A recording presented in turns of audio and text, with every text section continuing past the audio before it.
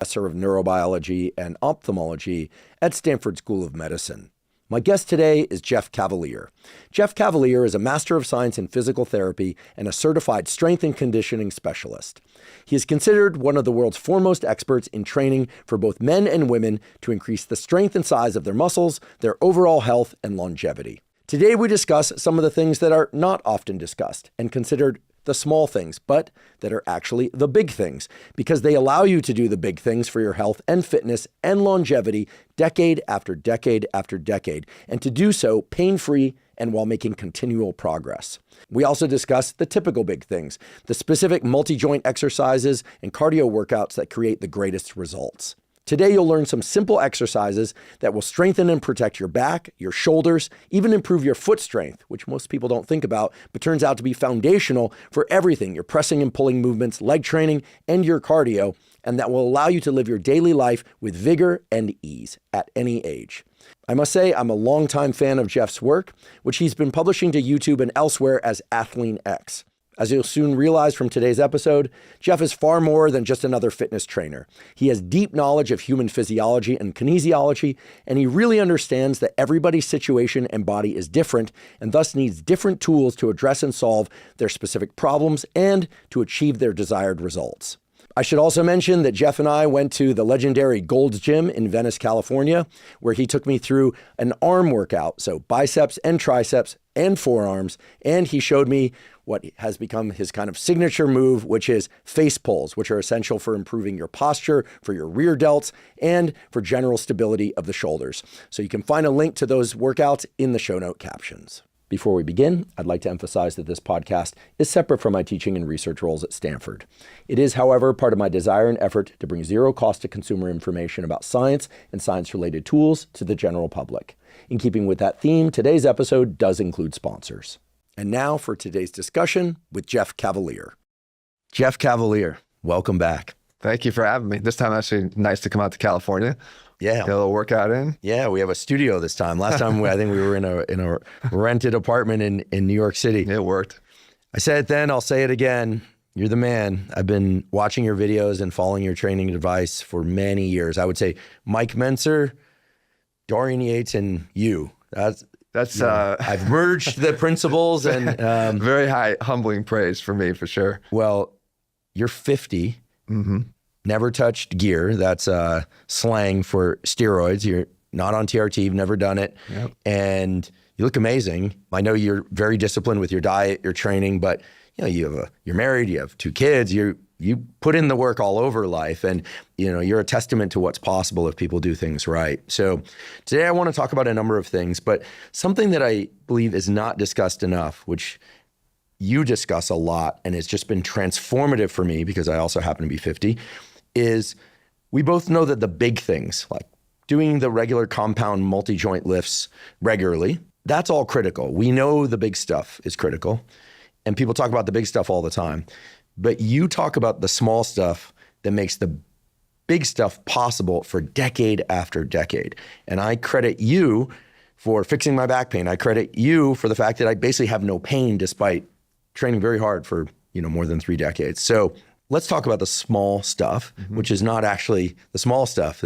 I think of it as the kind of hinges and bolts on the system that allow that system to work. So low back, shoulders, neck, these are the pieces that nobody wants to train, no one wants to think about, no one wants to talk about. So let's start right there. How can we keep our lower back strong and pain-free while also doing things like deadlifts and squats, etc.? I'm glad you're talking about all of this. Obviously, it's like it's such music to my ears. But I think the background of being a physical therapist is what set the stage for my focus on these things. Because when I was younger, pre-physical therapy days, I did all the dumb stuff too. And I did all the things, just the big things, and realized that it wasn't necessarily a path to longevity. But in the immediate and in my 20s, I was literally breaking down then. Like I had knee pain then. I had back pain then. I had shoulder pain then. So I think people who are in their 20s these days have the luxury of having access to videos like this where they don't just say, oh, that's just maybe a hard workout. now they start to say, well, maybe I'm actually doing some damage here, right? Maybe I do need to pay attention to the smaller things. And when you have enough videos out there that showcase these small things, for instance, you mentioned back pain, we talk about a major cause of back pain not being structural back pain, right? A lot of the times, the back pain that we suffer from in our lives is not surgical. It doesn't need surgical treatment. It just needs the right addressing of the muscles that contribute to that, or how we allow muscles to get tight that shouldn't get tight if we did 4-range of motion on certain exercises, right? So in particular, I mentioned the glute medius, right? And the glute medius is a muscle that is going to control hip position, hip movement. So if it's controlling the position of our hips, that means it's controlling our pelvis. And if our pelvis is tilted or twisted or forward or backward, obviously the spine is literally adapting to the position of the pelvis beneath it because it's connected through the sacrum. So how is that not important, right? So all these muscles that connect to the pelvis that change its position are inadvertently going to change the position of the low back directly to the lumbar spine. That is going to likely cause dysfunction down the road if you don't address that. So it is these little tiny muscles and these little tiny exercises. So I made a video years ago about an exercise that you could do to help to loosen up if there was a knot in the glute medius, right? An area of spasm, a localized area of spasm. Because when the spasm's there, you adjust the way you move, right? You're in pain, so you're trying to move around that spasm. Something as simple as a leg raise down and back while holding down that pressure point on the glute medius helps to alleviate some of that discomfort and that spasm to the point where you could restore normal motion again because you're not avoiding pain. And all of a sudden the back pain goes away. There was nothing structurally there. Fine, that's a great video. It helped, I think 50 million people have seen it. We'll put a link to it. This is the one where you should watch the video. This literally erased my back pain, what I thought was going to require surgery.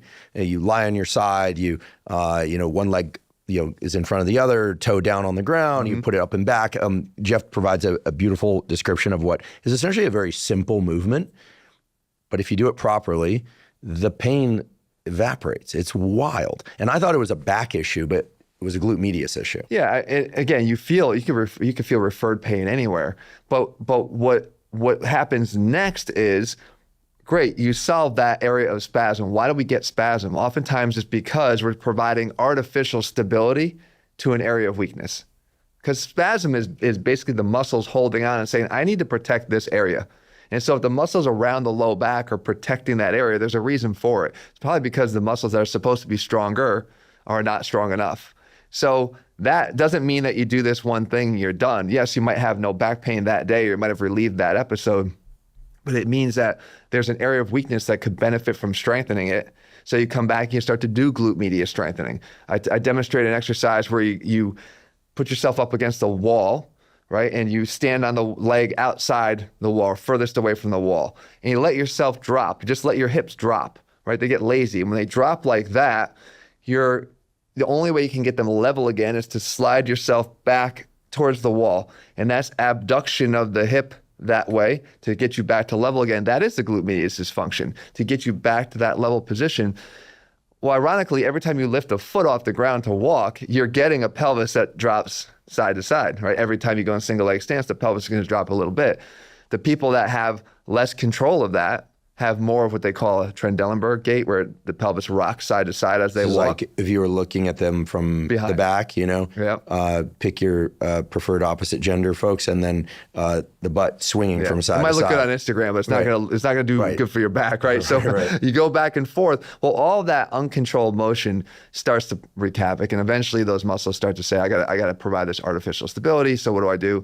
I spasm. And so if you don't extend the plan beyond the fix, how do you then build that strength up to prevent it from coming back? And so I'm all about not just the fixes, but really about the preventative things you can do to stave this off long term. So we'll talk about the structure of a really good basic program. And many people talk about that, sets, reps, splits, et cetera.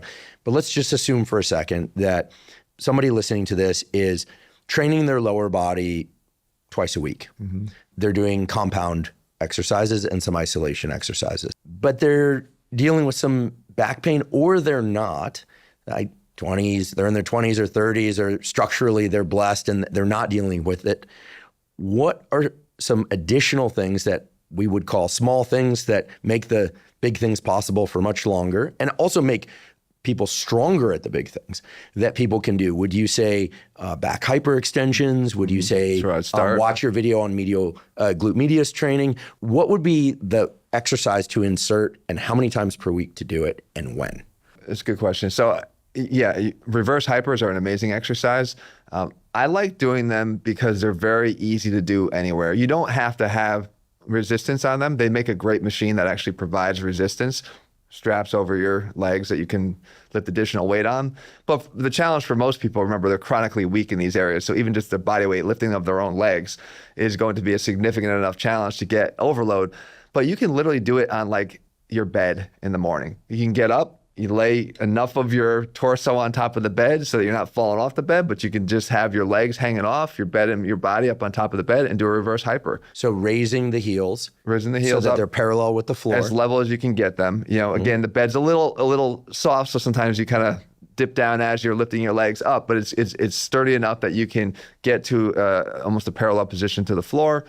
I like to make sure, we'll talk about this, but like you're moving, the muscles are doing the work and not momentum, right? So you want to hold that contraction briefly at the top to convince yourself that you actually were able to perform the movement. So you get up, hold it for a second. And I think what's important on that too is people who don't have the strength in their glutes, because it really is a glute weakness issue, not necessarily a low back issue. A lot of times it's weakness in the glutes that's transferring the load to the low back that can't handle it. And people get the symptoms in the back, but it's the weakness somewhere else that's causing that. So I like to focus first and foremost on the glutes, glute max, glute medius, to make sure that they're strong enough. And again, if you test even big time athletes, we would test their rotational strength of their hips. Some of the strongest athletes, some of the biggest squatters, some of the best lungers, right? They're lunging over 200 pounds. You put them in position, you try to bend their hip into internal or external rotation of their bent knee, they can't resist it at all. So it just goes to show you that all the squatting, all the big lifts aren't enough to counteract the smaller muscles, right? There are different functions.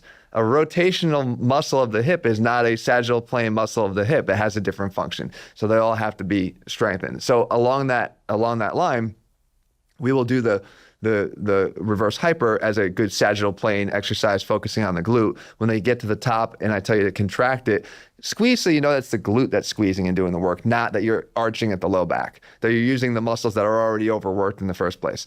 So get that up there, squeeze, reinforce that it's the glute that did the work.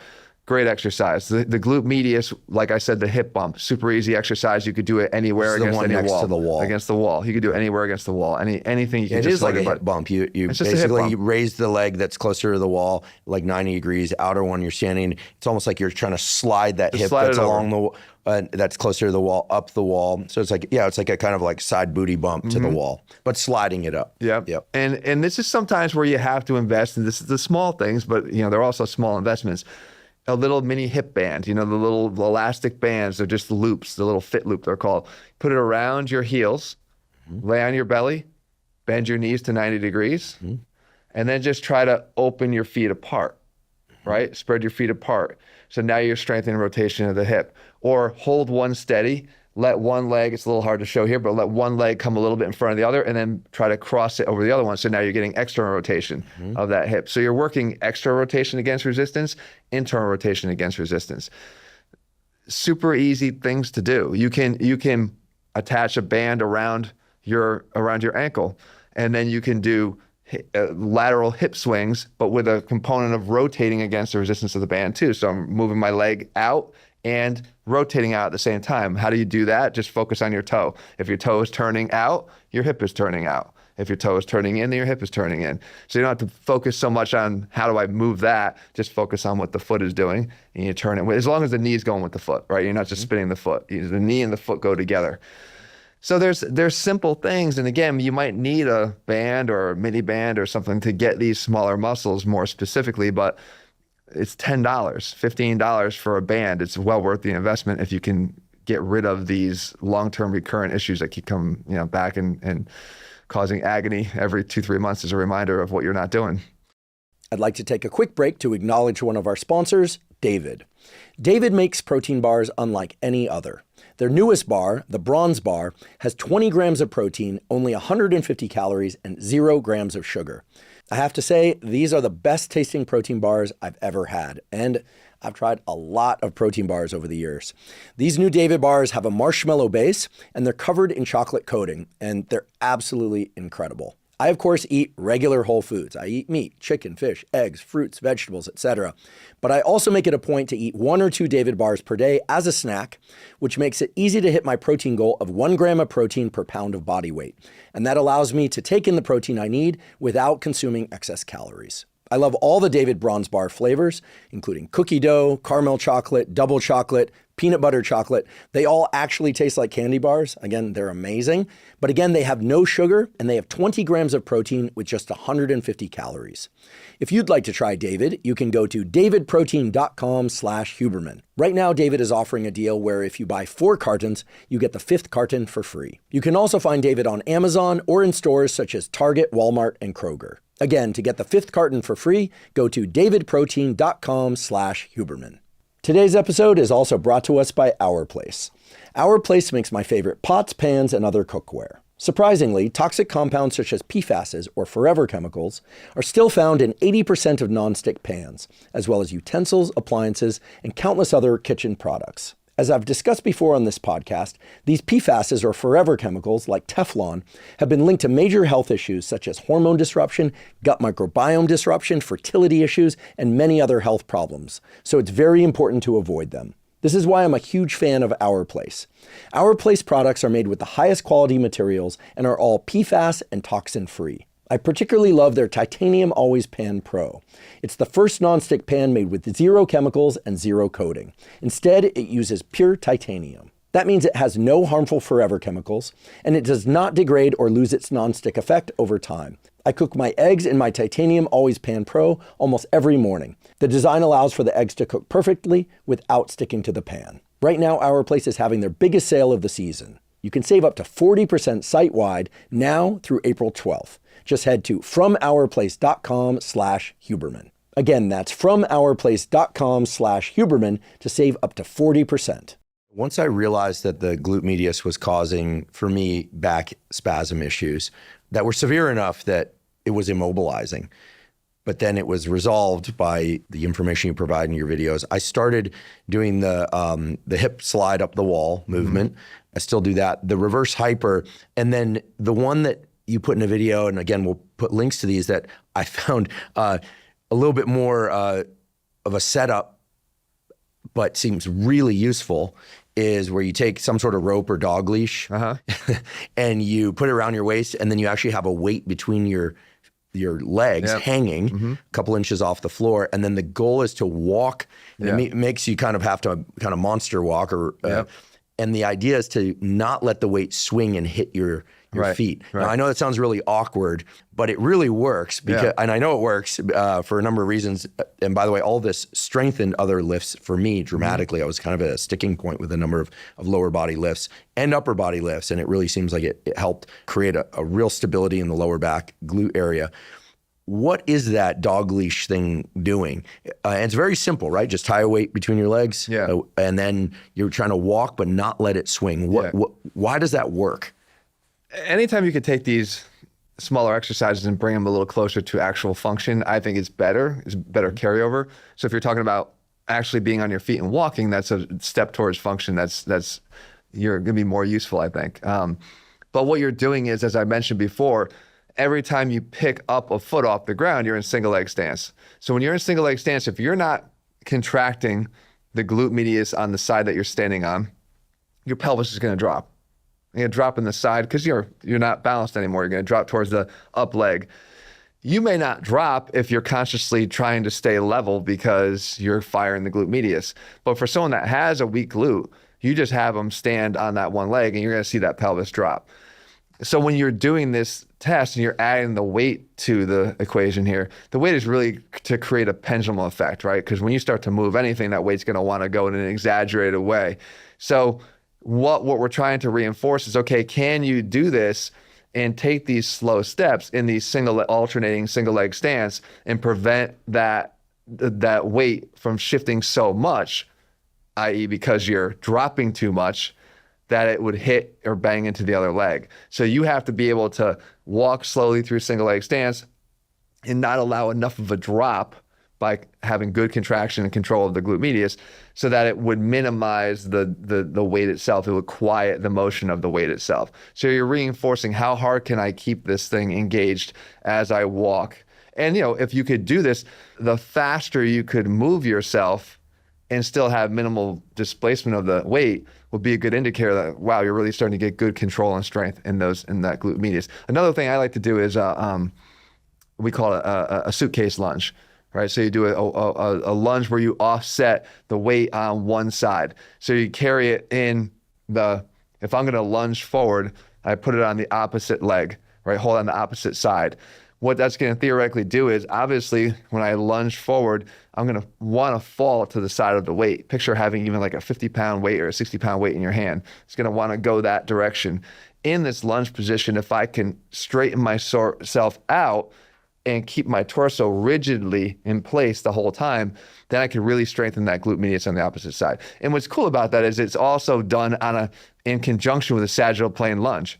So now I'm starting to train in multiple dimensions and planes at one time.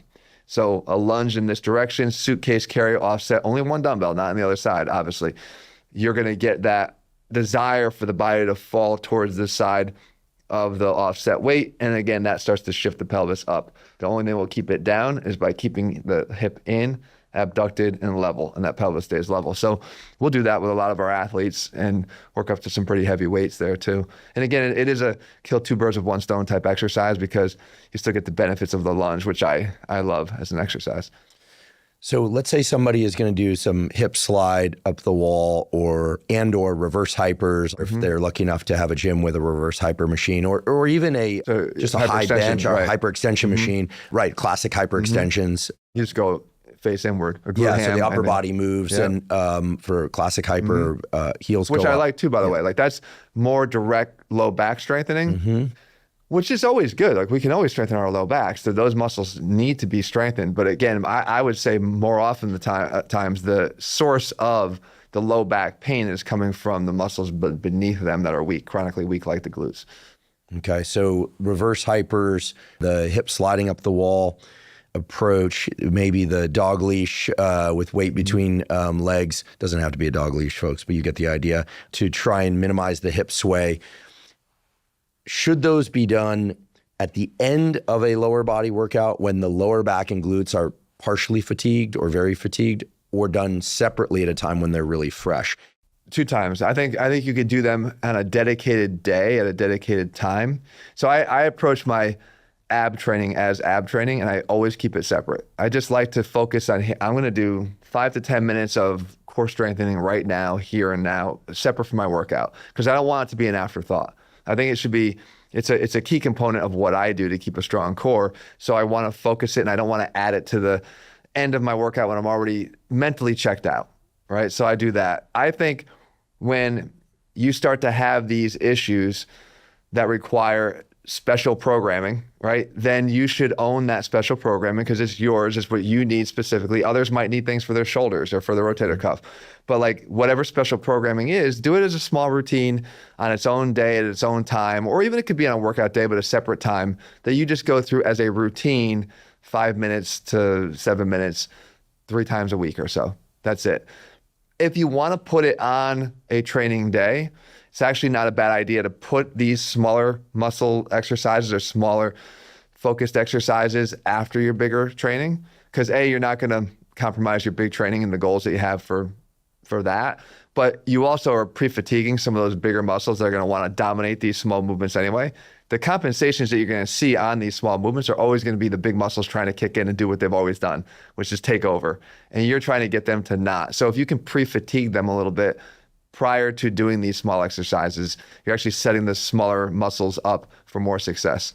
Yeah, if I could travel back to my teens, and I started lifting when I was 16, and 20s and 30s, I would have started doing all of these things a couple times a week, or even just once a week, even before there was any pain. because I had the same, I don't know if it's arrogance or just ignorance that, oh, pain, like that's what old guys talk about. Like I have no pain, I feel fine. Like, but I think by training a certain way without pain for a very long time, it's almost like the spring is getting compressed, because it means that unless someone has perfect mechanics and they're covering all their bases through other sports and things of that sort, it's almost like the stronger you get, you're just setting yourself up for one of these things to go. And in my case, it was this lower back thing. And for some people, it's their shoulder. When you're young, those things that appear as post-workout soreness even can be masquerading for long-term pain problems and dysfunction down the road, right? Because again, when we're young, we just feel, hey, I'm sore. I had a hard workout yesterday. I'm a little stiff. Again, we get through it. We manage it. It's not that interruptive of our life at that point. So we move on. But I believe that those are many examples of what is potentially happening beneath the surface, that if you continue down that road, that normal workout soreness becomes more chronic joint pain, discomfort, movement limitations, and we also lose range of motion as we get older. So if we're not focusing on actually trying to maintain that, it just starts to pile up. And it's one of those things where we look back years later and go, wow, I can't believe I've lost this much range of motion, or I can't believe I've gotten to this state, when it really was just accumulation of many, many of those days of doing things where you weren't paying attention to all the little things. So it doesn't really creep up on anybody. It's like it's happening, and it's happening every day. It's not like you can't intervene. You just have to be aware of what you need to do to intervene. You have a post that really humbled me, and people are going to laugh. They're going to be like, I can't believe you can't do that. Well, now I can do it. I'll explain what it is in a moment. But a longevity test. Oh boy. That includes test of balance, strength, and inner fortitude. And that's the put your shoes and socks on, standing on one foot, obviously one foot then the other, not sitting down, but doing that in the morning every day. And I'll tell you, if you're training hard, that lower back's going to ache a little bit when you first thing in the morning. This is a very cool test. And I force myself to do it now. And I have to say, a lot of mornings, I'm like, I just want to sit down and put my shoes on, and I got this puppy now and he's grabbing my shoelaces, which makes it even more dynamic. But in all seriousness, it's a very interesting, very simple test. If you could just explain what it is, folks, trust me, you want to do this every single day. So they call it the old man test. Is gender neutral though. It could be old woman test. Everybody is fair game. The goal here is to simply put your sock and your shoe on the floor on both sides, lay them down in front of you. Untie your shoes, make them sure they're loose enough that you can get them on your foot. Stand on one foot to begin the test, lean over, pick up that shoe or pick up that sock, put the sock on, pick up that shoe, put it on, tie it, and then put the foot down. Only after you've tied the shoe can you put it down. And then go and do the other side. And it is difficult. It is very, very difficult. It happens to be one of the tests that I do a little bit better than other tests, but we were joking before. I told you that about twice a year, I still get back pain every now and then. And mine came from leaning over to put my sock on the other day, and my whole back felt like it was going to blow up on me like that. So there's a lot going on inside the body when you're doing this, right? Why would my back all of a sudden seize up on me when I'm going to put on my sock?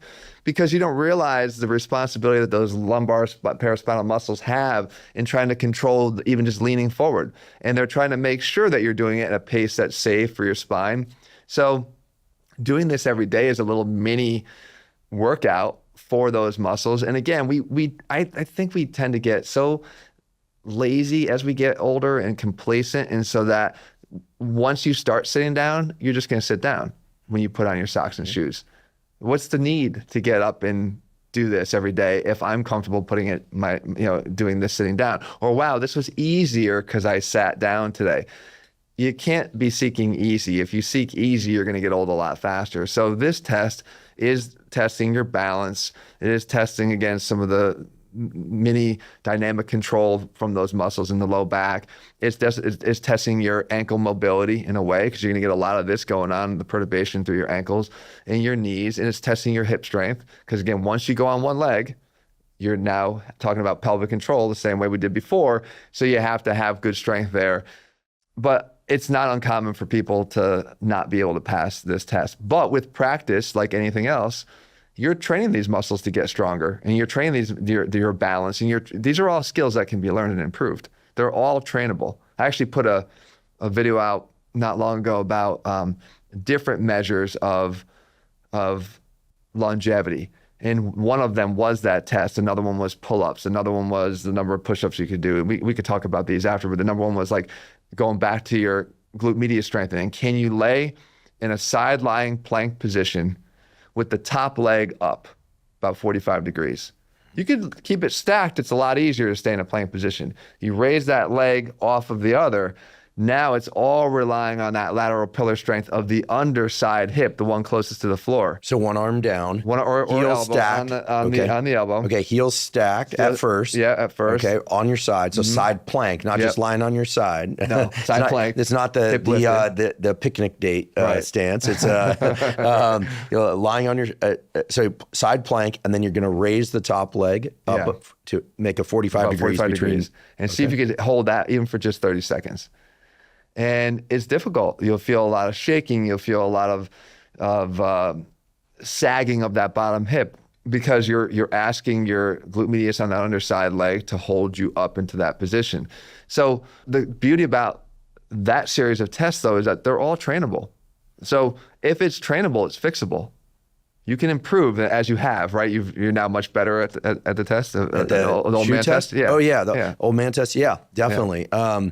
There are mornings when I want to cross one leg over the other, kind of go into like what do they call it? That like kind of pseudo crow pose they talk about in yoga. To just like rest the ankle, and then it was like yeah. And sometimes people are probably laughing at this. Go try it, folks. No, some people might do it just right away. It's very easy. Many people will find this difficult, to the point where like, I don't think I can do this, but you quickly get good at it. Yeah, strength is not even like a determining factor or predictor here either. You can be very, very strong and do incredibly poorly on this test because you're not strong in these areas. Or you could just have bad vestibular balance, right? It could be that alone. Once you start to lean forward or look down, you don't have good control. But it is testing a variety of things. And if you do poorly on it, you can look a little deeper, investigate a little deeper through additional tests to try to find out exactly where your weakness is. But it's a good broad spectrum test to see how good your functional balance is. Yeah, some people might wonder, how do you work up to it? There's something called Velcro shoes. No, I'm just kidding. Or slippers. Like it's easier, right? It's going to be quicker. Right. Yeah, I think it's definitely worth trying. And I think identifying these weak points, I think is just so critical. And I'm probably going to say this 20 times during today's recording, but for the young guys and gals who are thinking, oh, like that thing is so easy. Trust me, with time, it's the gradual creep of little things that you stop doing. I'm going to add the side plank in because I just haven't been doing much planking, not much isometric stuff. And I'm sure that I've got a weakness somewhere along the chain of muscles that's required to do that properly. Yeah. And what I love about these sorts of small things that support doing the big things for much, much longer, hopefully forever, is that they don't have to be done as part of the standard workout, and they can be incorporated into, like you're watching something on Netflix and you just kind of move some furniture out of the way and you just do these at that time, which is really cool and important because it's not just about like an additional workout because people are slammed. They've got so much to do and like, how am I supposed to do all this stuff and view sunlight and this and that? But it's straightforward. Yeah. You know? Well, I think the thing that you've done better than anybody is practical implementation of the things that are going to benefit people that are not time consuming or overly time consuming. They're easily implemented. A lot of what I focus on is when we're talking about these drills or exercises to do, a lot of them are body weight or a lot of them are done in minimal space because the more elaborate it becomes or the more time consuming it is or whatever it is, there's just so many reasons for people not to do them. And they are going to be viewed as the extra stuff until they become adopted and they realize how much they're helping them. It's always going to be viewed as the extra stuff originally. So to get someone to buy into the concept, open up the time frame where they can do them. Let them do it during watching Netflix. Let them do it while I'm on the floor doing some crunches after I've already done my workout. Like open up the restrictions so that you're still getting the effect, but you're minimizing the prescription of it. So it's so demanding people don't want to do it. So one thing that I don't think we've ever talked about on this podcast is that many people don't just work out. They also play a sport. Maybe they do golf or maybe baseball or softball, maybe they swim. In every sport, there are obviously dominant patterns of movement. And there's a lot that's out there about how to train to improve those patterns of movement. I'd like to ask the opposite question. Let's say somebody played baseball or golfed or whatever their sport was, and now they have imbalances that are the consequence of having done some activity like a golf swing over and over and over, standing in a particular way, and they have pain and they are thinking about longevity, not just of their golf game, but of everything else. Tennis, whatever, people just pick your sport. I think this is very common and not commonly discussed.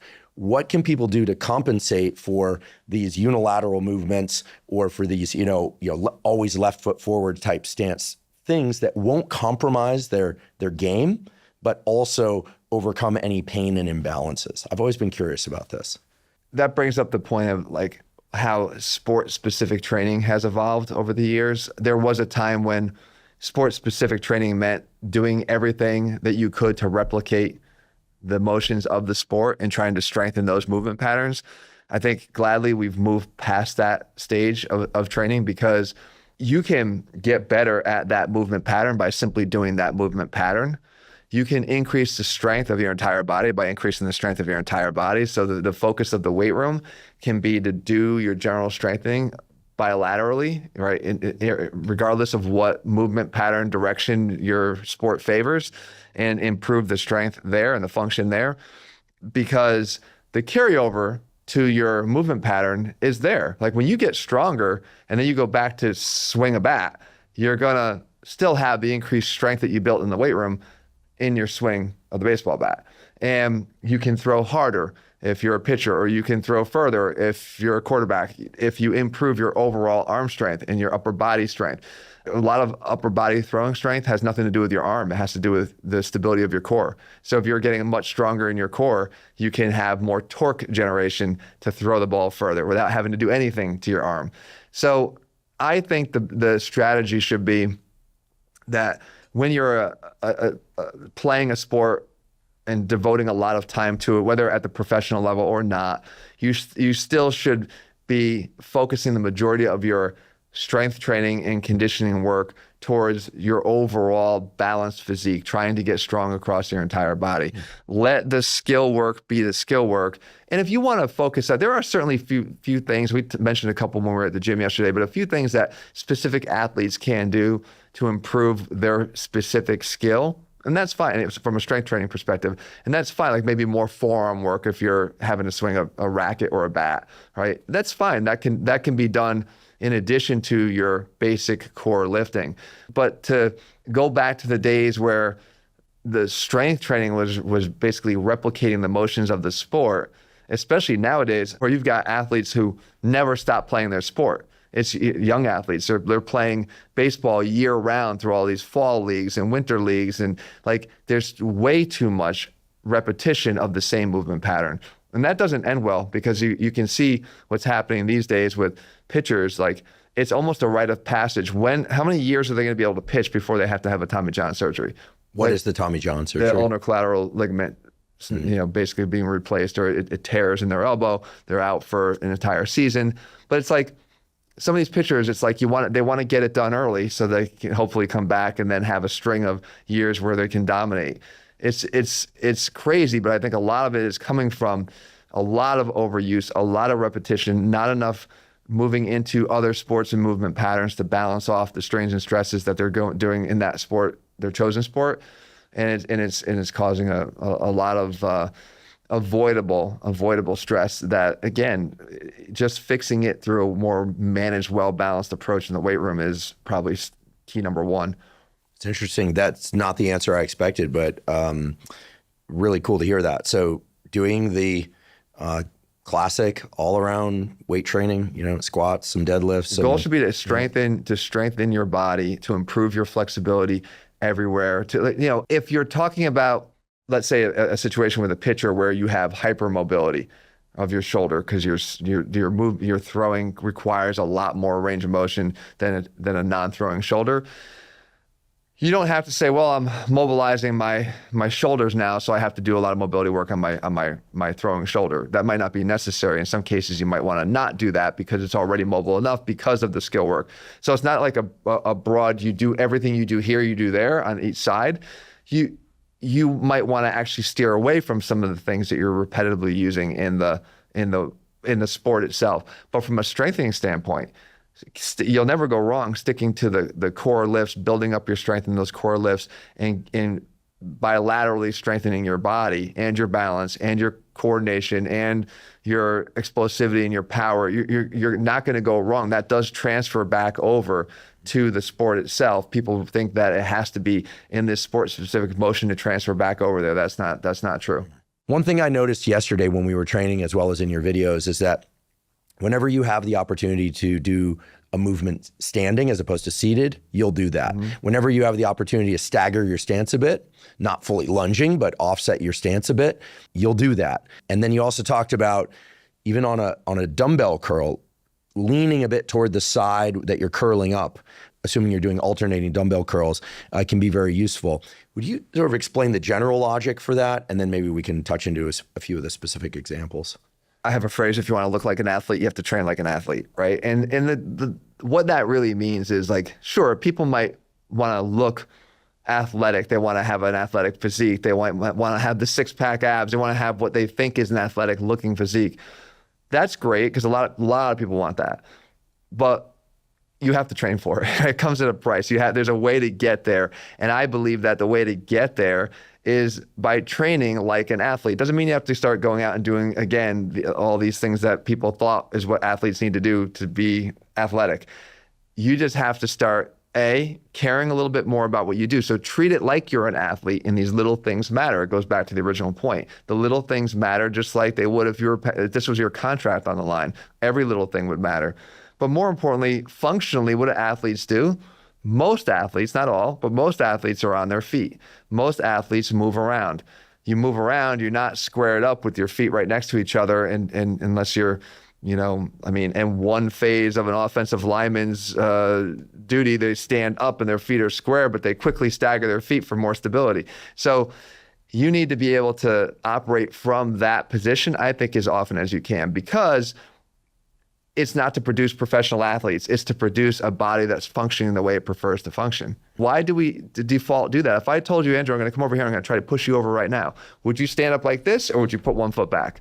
Like, by default, you would instantly go to 1 foot back and you try to lean into me and get more stable, because your body instantly knows that's a more stable position. If I can train with more stability, I know I can decrease injury risk no matter what I'm doing. You talked about even something as simple as the curl. It's not just looking at the bicep, but when I turn towards the bicep and I kind of I call it screwing down. As I screw down on that weight, I'm able to stabilize the torso a little bit more over this shoulder. I can even dig the arm into my side a little bit, engaging the lats, stabilizing the shoulder girdle, so that when I lift the weight, I have more tension in the biceps, number one, but more stability that the biceps can work from by stabilizing the entire shoulder girdle. When I'm out in space like this, it's a little bit more of a freewheeling deal here where I don't have that stability. So is something going to happen or go wrong from doing that? No, but that's not creating the most functionally stable body. So by turning your body around that arm, keeping it stable in your side and curling, I'm able to create a little bit more stability there. I take it to the same way down to the ground with a lunge. When you lunge and do my favorite, a reverse lunge, which takes a little bit of the stress off the anterior knee. Stepping backwards. Stepping backwards rather than forward. Just, again, I'm sensitive to that because I have pretty bad knees from those early days in the 20s of doing things wrong with flat feet. You want to, as you step back, take a little bit of a wider step on that back leg. So you're creating a wider base of support, more balance, right? Rather than being completely narrow. Because not just staggering my stance, but staggering and widening my base of support is what I do. This is key. It's funny, if you're in the gym with people, I'm not a trainer, but occasionally I've shown some people how to do some things, and you say, widen your stance. They immediately put 1 foot further out in front of the other. But what you're talking about is getting them the space between the insides of your feet further apart. So literally widening your stance, outside not shoulder lengthening your stance. Right. And especially as you lengthen your stance, widening them in conjunction is going to create a wider base of support, more stability. So when we do that, you step back, you create a little bit of that width and balance. But as I go down into the lunge, you'll find if you don't lean your torso or turn your torso a little bit in the direction of that forward leg and kind of do that same screwing down effect that I talk about, that front leg will wobble a little bit. You'll feel that the hip is a little bit more unstable. Back to, again, that single leg suitcase lunge we talked about where that hip drops and you get a lot of that instability. I want to be able to turn and sort of screw down on that hip. And what I'm doing is basically kind of tying the muscles of the pelvis together, muscles of the hip, co-contracting and creating more stability so that now when I ask that quad and glute and hamstring to work and push me back to a standing position, it's working more efficiently because it's on a stable base. I've mentioned before, if we were going to jump and try to get the highest vertical jump we could, would you jump off this ground, this floor, or this table, or would you jump off of sand? Jump off a firm If you surface. jump off of sand, as soon as you try to place force down into the ground, it's going to dissipate because the ground itself is moving. When we want to create as much force, an efficient force as possible, we want to have a stable base. So all that co-contraction of the hip, when you screw down into it, or even in the shoulder girdle, when you're going to then operate this elbow flexion, shoulder flexion movement of a curl, then you basically get a more efficient movement. So stability is a key for more efficient movement and also, I think, long-term safer movement. As many of you know, I've been taking AG1 for nearly 15 years now. I discovered it way back in 2012, long before I had a podcast, and I've been taking it every day since. AG1 is, to my knowledge, the highest quality and most comprehensive of the foundational nutritional supplements on the market. It combines vitamins, minerals, prebiotics, probiotics, and adaptogens into a single scoop that's easy to drink and tastes great. It's designed to support things like gut health, immune health, and overall energy. And it does so by helping to fill any gaps that you might have in your daily nutrition. And of course, we should all eat high-quality whole foods, but most of us are probably not getting enough prebiotics, vitamins, and minerals, and AG1 ensures that those gaps are filled. I get asked all the time by people if they were to take just one supplement, what would my recommendation for that supplement be? And my answer is always AG1, because it's just been so critical for supporting all aspects of my physical health, mental health, and performance by covering those nutritional, what we call foundational bases. And I know from my own experience and from everyone I've heard that I recommended it to, that they simply feel much better in a number of different ways when they take it regularly. If you'd like to try AG1, you can go to drinkag1.com/Huberman to get a special offer. For a limited time, AG1 is giving away a week's supply of AGZ, which is their sleep supplement, and a free bottle of vitamin D3K2 with your subscription. AGZ is something that I helped design. It tastes great, and it's the only sleep supplement I take. It has a collection of different things in it that has dramatically improved my sleep, both my slow wave deep sleep and my rapid eye movement sleep, and I absolutely love it. Again, that's drinkag1.com/Huberman to get a week's supply of AGZ and a bottle of D3K2 with your subscription. Jumping around a little bit here, but I'm recalling the many things that have reversed or eliminated pain that is very common in anyone that works out. And one of those, you mentioned it, is pain at the kind of inner elbow point, kind of forearm, inner elbow. And I figured I had an elbow problem. I had something going on with tendonitis of the elbow. And, it turns out it was further away from that. It was all happening at the level of the grip. Yeah. And you said, and I listened, fortunately, on pull-ups, to not let the bar be at my fingertips, to try and get my knuckles over the bar, right?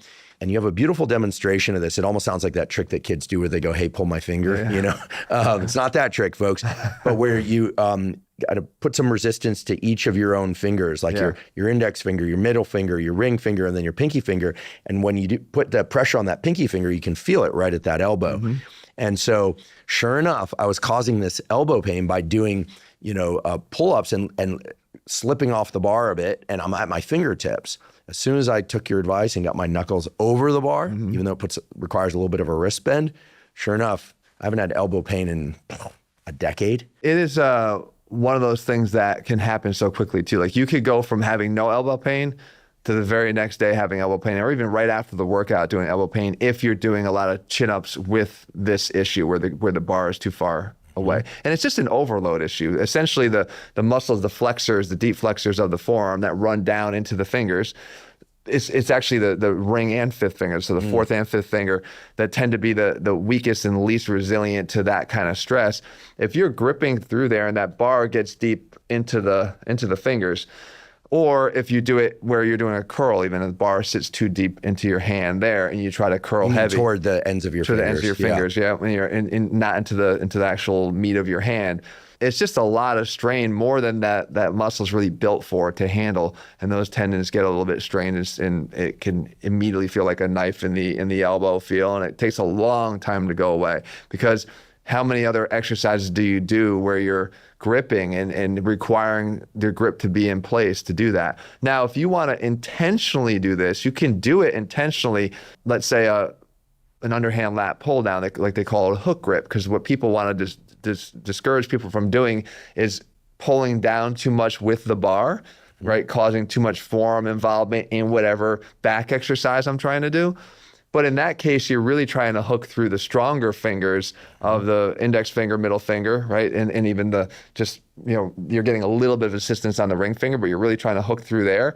All four fingers might be on the bar, but most of the force is being held through there. And you're still pulling down a lot through your lats to pull that bar down. So it's not like you're just letting it hold all of the weight. But that little hook grip is meant to discourage any meaningful wrist flexion that would take over and take away some of the work of the lats. But if you got a history of elbow issues, you don't need to use that grip.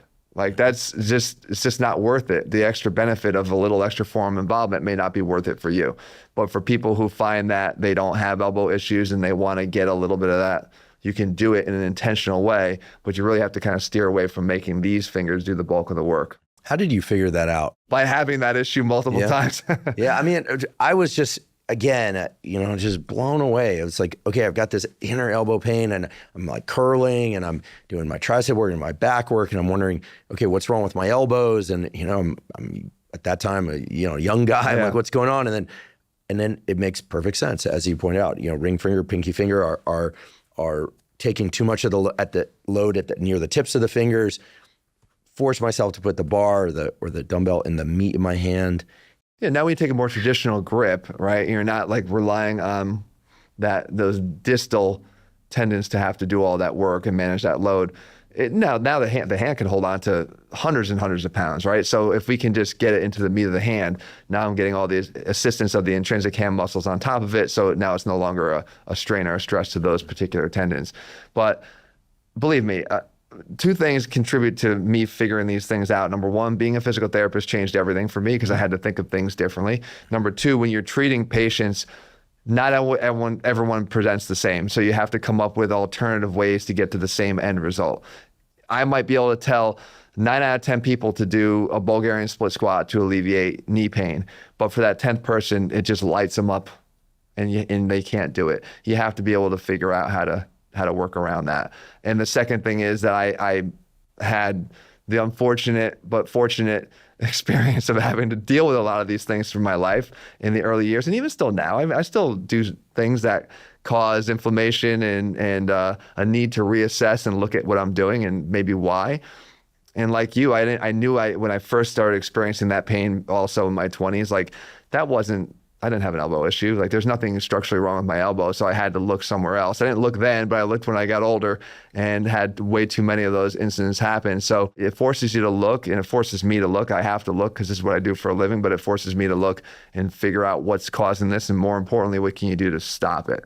Well, I and many others are eternally grateful because that inner elbow pain, the lower back pain, yeah, they're brutal. Like they can really take the pleasure out of a lot of things because it's not just during training. Yeah.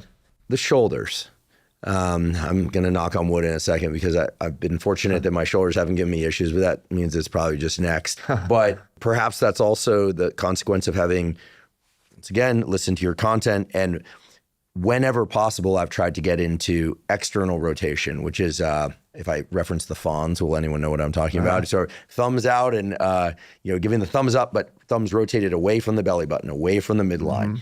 Could you explain where the shoulder tends to be most vulnerable in this business of internal, thumbs pointing toward the belly button, versus external rotation during all sorts of movements and also just daily life.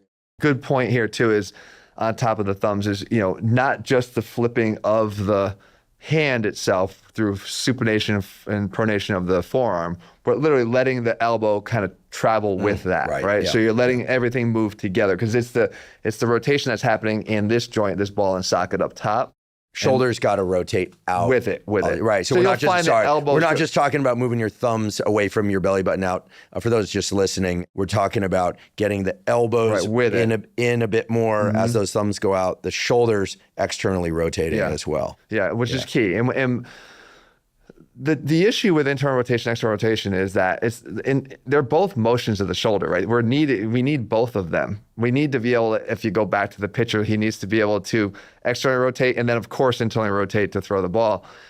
I'm not saying that internal rotation is the devil. What we need though is the ability to control internal rotation. We need the ability to have enough external rotation strength to hold that position for longer, or to be able to control, right? The eccentric control from the external rotators is what actually controls the internal rotation. The eccentric control from the internal rotators. From the external rotators is what controls internal rotation. Because as we're lengthening the external rotators, we're controlling, if we have good control, the eccentric control of that, then we're slowing down the internal rotation, or at least controlling it at a certain pace. That's extremely important when it comes to pitching. We have this rapid internal rotation going on. Right, which is that essentially the thumb is moving toward the midline. Right, to throw. Right, and so's the elbow, so's your shoulder. So if the external rotators are eccentrically strong, they can control that and control the pace of that and make sure that it's not outpacing what your shoulder itself can structurally protect. So it's important to have that too. But internal rotation in the world of the non-athlete is particularly problematic if you're posturally holding that position for way too long throughout the day, and which is what we all chronically are suffering from, whether we're texting, typing, not focusing ever on the external rotators of our, in our training. You're just getting chronically tight and internally rotated. And then when you go to do even basic things like lift your arm up over your head, you're creating an internal shoulder environment that's more prone to creating less space and inflaming tissues that wind up getting pinched in that position. That basically, when you're tight internally, you get changes to the shoulder capsule itself, which is all the ligamentous structures that surround it, that make you more internally rotated and tight. You can't get out of that position. So now when I go to raise my arm up, there's just less room in here. For instance, I think we might have done this before, you and I, but if I were to have you just lean forward like this or slump your shoulder and then raise your arm as high as you could in front of you, that's as far as you get, right? And you're limited not because of anything that's necessarily tight right there, but structurally, there's a little bony bump on the top of your humerus that's actually getting stuck on the upper portion of your shoulder joint there. So now bring your arm down, open up your chest as much as you can, turn your arm out a little bit, now raise it up overhead and it goes higher. Why? Because you just created external rotation inside the joint that allows it now to go up in a higher position. Well, what happens if you're chronically in this position of internal rotation and you go to raise your arm, you go to wash your hair, you go to get stuff out of the cabinet, you go to do all the things you do every day? Every time, with there being less space in there, there's more likelihood to pinch on a supraspinatus tendon. There's more likelihood to be pinched on a bursa. There's more, and every time we pinch, we potentially inflame and cause more swelling inside that joint, which causes less joint space, right? So you're inflaming those tissues, more compression in that joint, and then more pain ultimately, and then that winds up causing down the road things like partial thickness tears and tears of the rotator cuff that we don't want. So internal rotation in this elevated position is not good. Having external rotation abilities or strength that can help to centralize what it really does when people talk about rotator cuff training is, yes, you're working the external rotators, but what its main job is to actually keep that ball centered in the middle of the socket. I see. So as you go and you raise your arm up in an internally rotated dominant shoulder, it will migrate up. Why? Because the deltoid pulls up. So as you're raising your shoulder up, the deltoid is pulling that humerus up, and the internal rotation of the other muscles that are already too tight, chronically tight, are just keeping it in the front side anyway. So you're lifting your arm up and you're getting very little space. What the external rotators will do is they'll keep it centered so that as you raise, instead of it migrating up, it's countering the force of the deltoid. So it's staying in the middle, and it basically can rotate and stay right in the middle where it has to be. You're not getting this migration or pinching going on. So that's the real function of the rotator cuff, is to maintain a more centralized position with less of this pinching. So you really have to focus on, when we're talking about avoiding shoulder issues, the biggest thing you can do is start training the rotator cuff, not stop training the rotator cuff.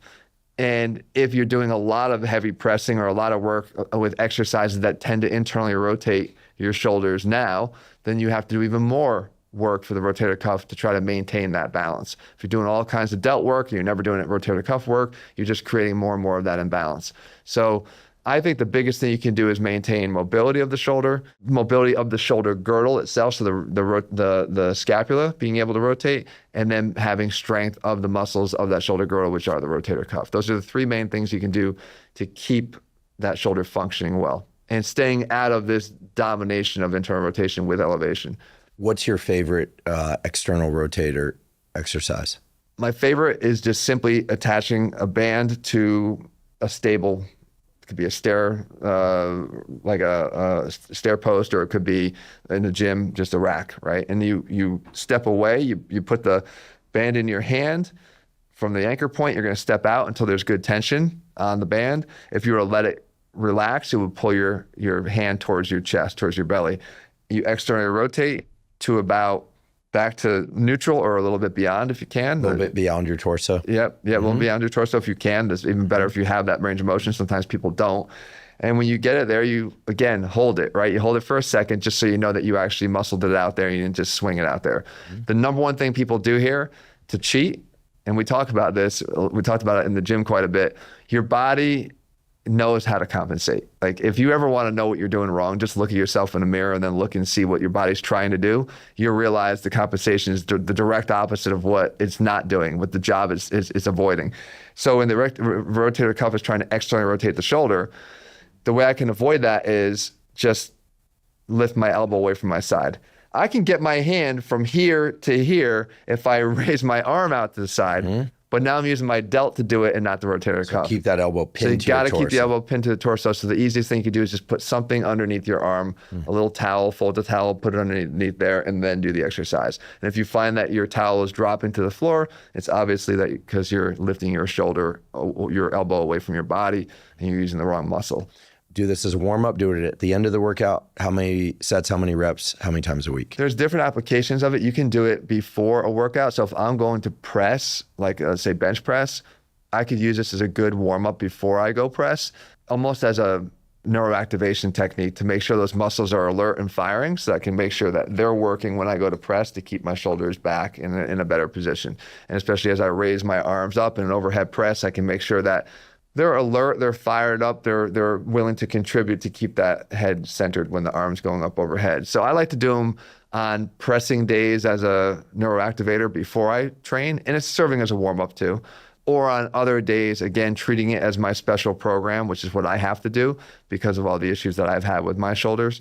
Again, this one didn't come necessarily from bad training, but just dumb decisions, trying to throw a baseball back with the Mets. I lost a bet. It's not famous at this point, but like a player bet me that I couldn't throw the ball let's rephrase that. I bet that I could throw the ball from right field to third base on the fly because it just looked rather short from where I was, but it's actually a lot longer, and only the better arms in baseball can actually do that really easily. So I have no idea why I thought I could, but I did, and literally the moment I let that ball go, I feel like my labrum went with it, right? And maybe landed somewhere near second base because it just felt like a burning zipper pain in my shoulder. And I've had to deal with it ever since. Did the ball get to the third base? Oh, no way. No. I think it landed with the labrum at like second base, man. No way. So, I learned my lesson, but the fact is it's something that you can you can adopt pretty easily as a special programming type thing. And there's things you could do too to make it a little bit more interesting. Like once you get into a position where you could do the actual repetition, you could then hold it in a neutral position. Neutral for this exercise would be not in, not out. So where your fist is pointing straight ahead. And then take a big giant step away from the band. So you're increasing the resistance of the band dynamically, but still having to keep yourself in that same position. So elbow still locked to the side, fist out in front of you. You're holding the band. There's tension. Step away from the bar that the band is fixed to, so there's additional tension. And it's going to want to pull your hand back, but you keep it right where it is. And then the fun part of it is that I could then take it even further. I could jump out there. So now it becomes a little bit more ballistic and dynamic. So I can be in this position and then jump. And if I jump quickly, now it really wants to pull me in, but I have to still keep that same position here. So it's mimicking a little bit more of a ballistically dynamic force. So I could do that. I could start to change the angle. I could be here in this position, now facing the anchor point, and it still wants to pull me into internal rotation. So band in front of you, not to the side. Right. Okay. And then I could jump back and see if it pulls me down this direction. Internal external rotation is done so many different ways. Again, I could be in this position here. I'm just reaching my arm out in front of me and turning my arm all the way, thumbs down to the floor, all the way back past the sky, and then thumbs out towards my side, right? That's internal external rotation. And I don't even have a bent elbow, right? Because we're talking about a shoulder movement, not an elbow movement. But when we do it, we could do it down low. It's going to be easier for people to start. And the more things you start to do with external rotation, internal rotation with the arm elevated, the more challenging it starts to become. So you progressively move towards movements where you're internally or externally rotating against resistance in a higher and higher arm position. Love it. I want to take care of my shoulders. For me, neck training has been fundamentally important for avoiding injury outside of the gym. Got rear-ended in a car I had just bought. My first car, this was many years ago, 2005 CRV. I'm like driving my first new car. I'd driven, used cars before. Parked at the light, or stopped at the light rather, and all of a sudden just someone just ran into me. Person next to me ended up with some pretty bad whiplash and back pain. I was a little sore, but nothing really. And it's not a controlled experiment, but I credit that. Been training my neck. Even back then. Now, I learned how to do it properly from you in your video, and we will definitely provide a link to it. I talk about this nonstop. This video is so valuable. You don't need any special equipment, some standard plates and a towel. But this neck thing, it's not just for fighters.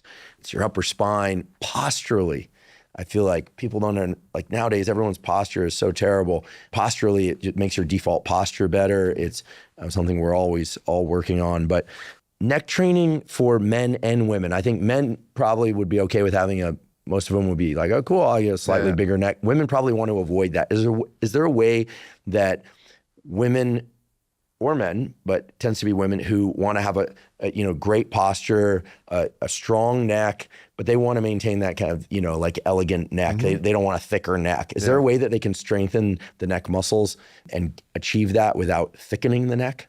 Yeah, I think that women would be less resistant to the idea of having a stronger neck. I think as long as we weren't talking about building massive traps along with it, right? And I think that they think neck and traps because they do feed into each other. The reason why men who train their neck tend to have a better or much thicker look to their neck, better for men, is that they're also in conjunction likely training their traps, either directly or indirectly through some of the other movements they're doing, and in a heavy way.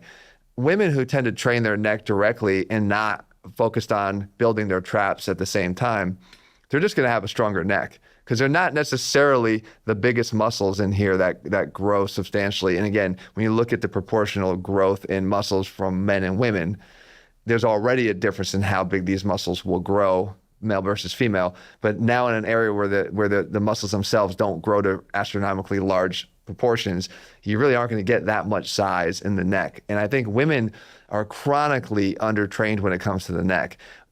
I can't tell you how often that you'll prescribe some kind of an ab routine, and I'm not even thinking about the repercussions on the neck, because for me, it's like it's no strain at all.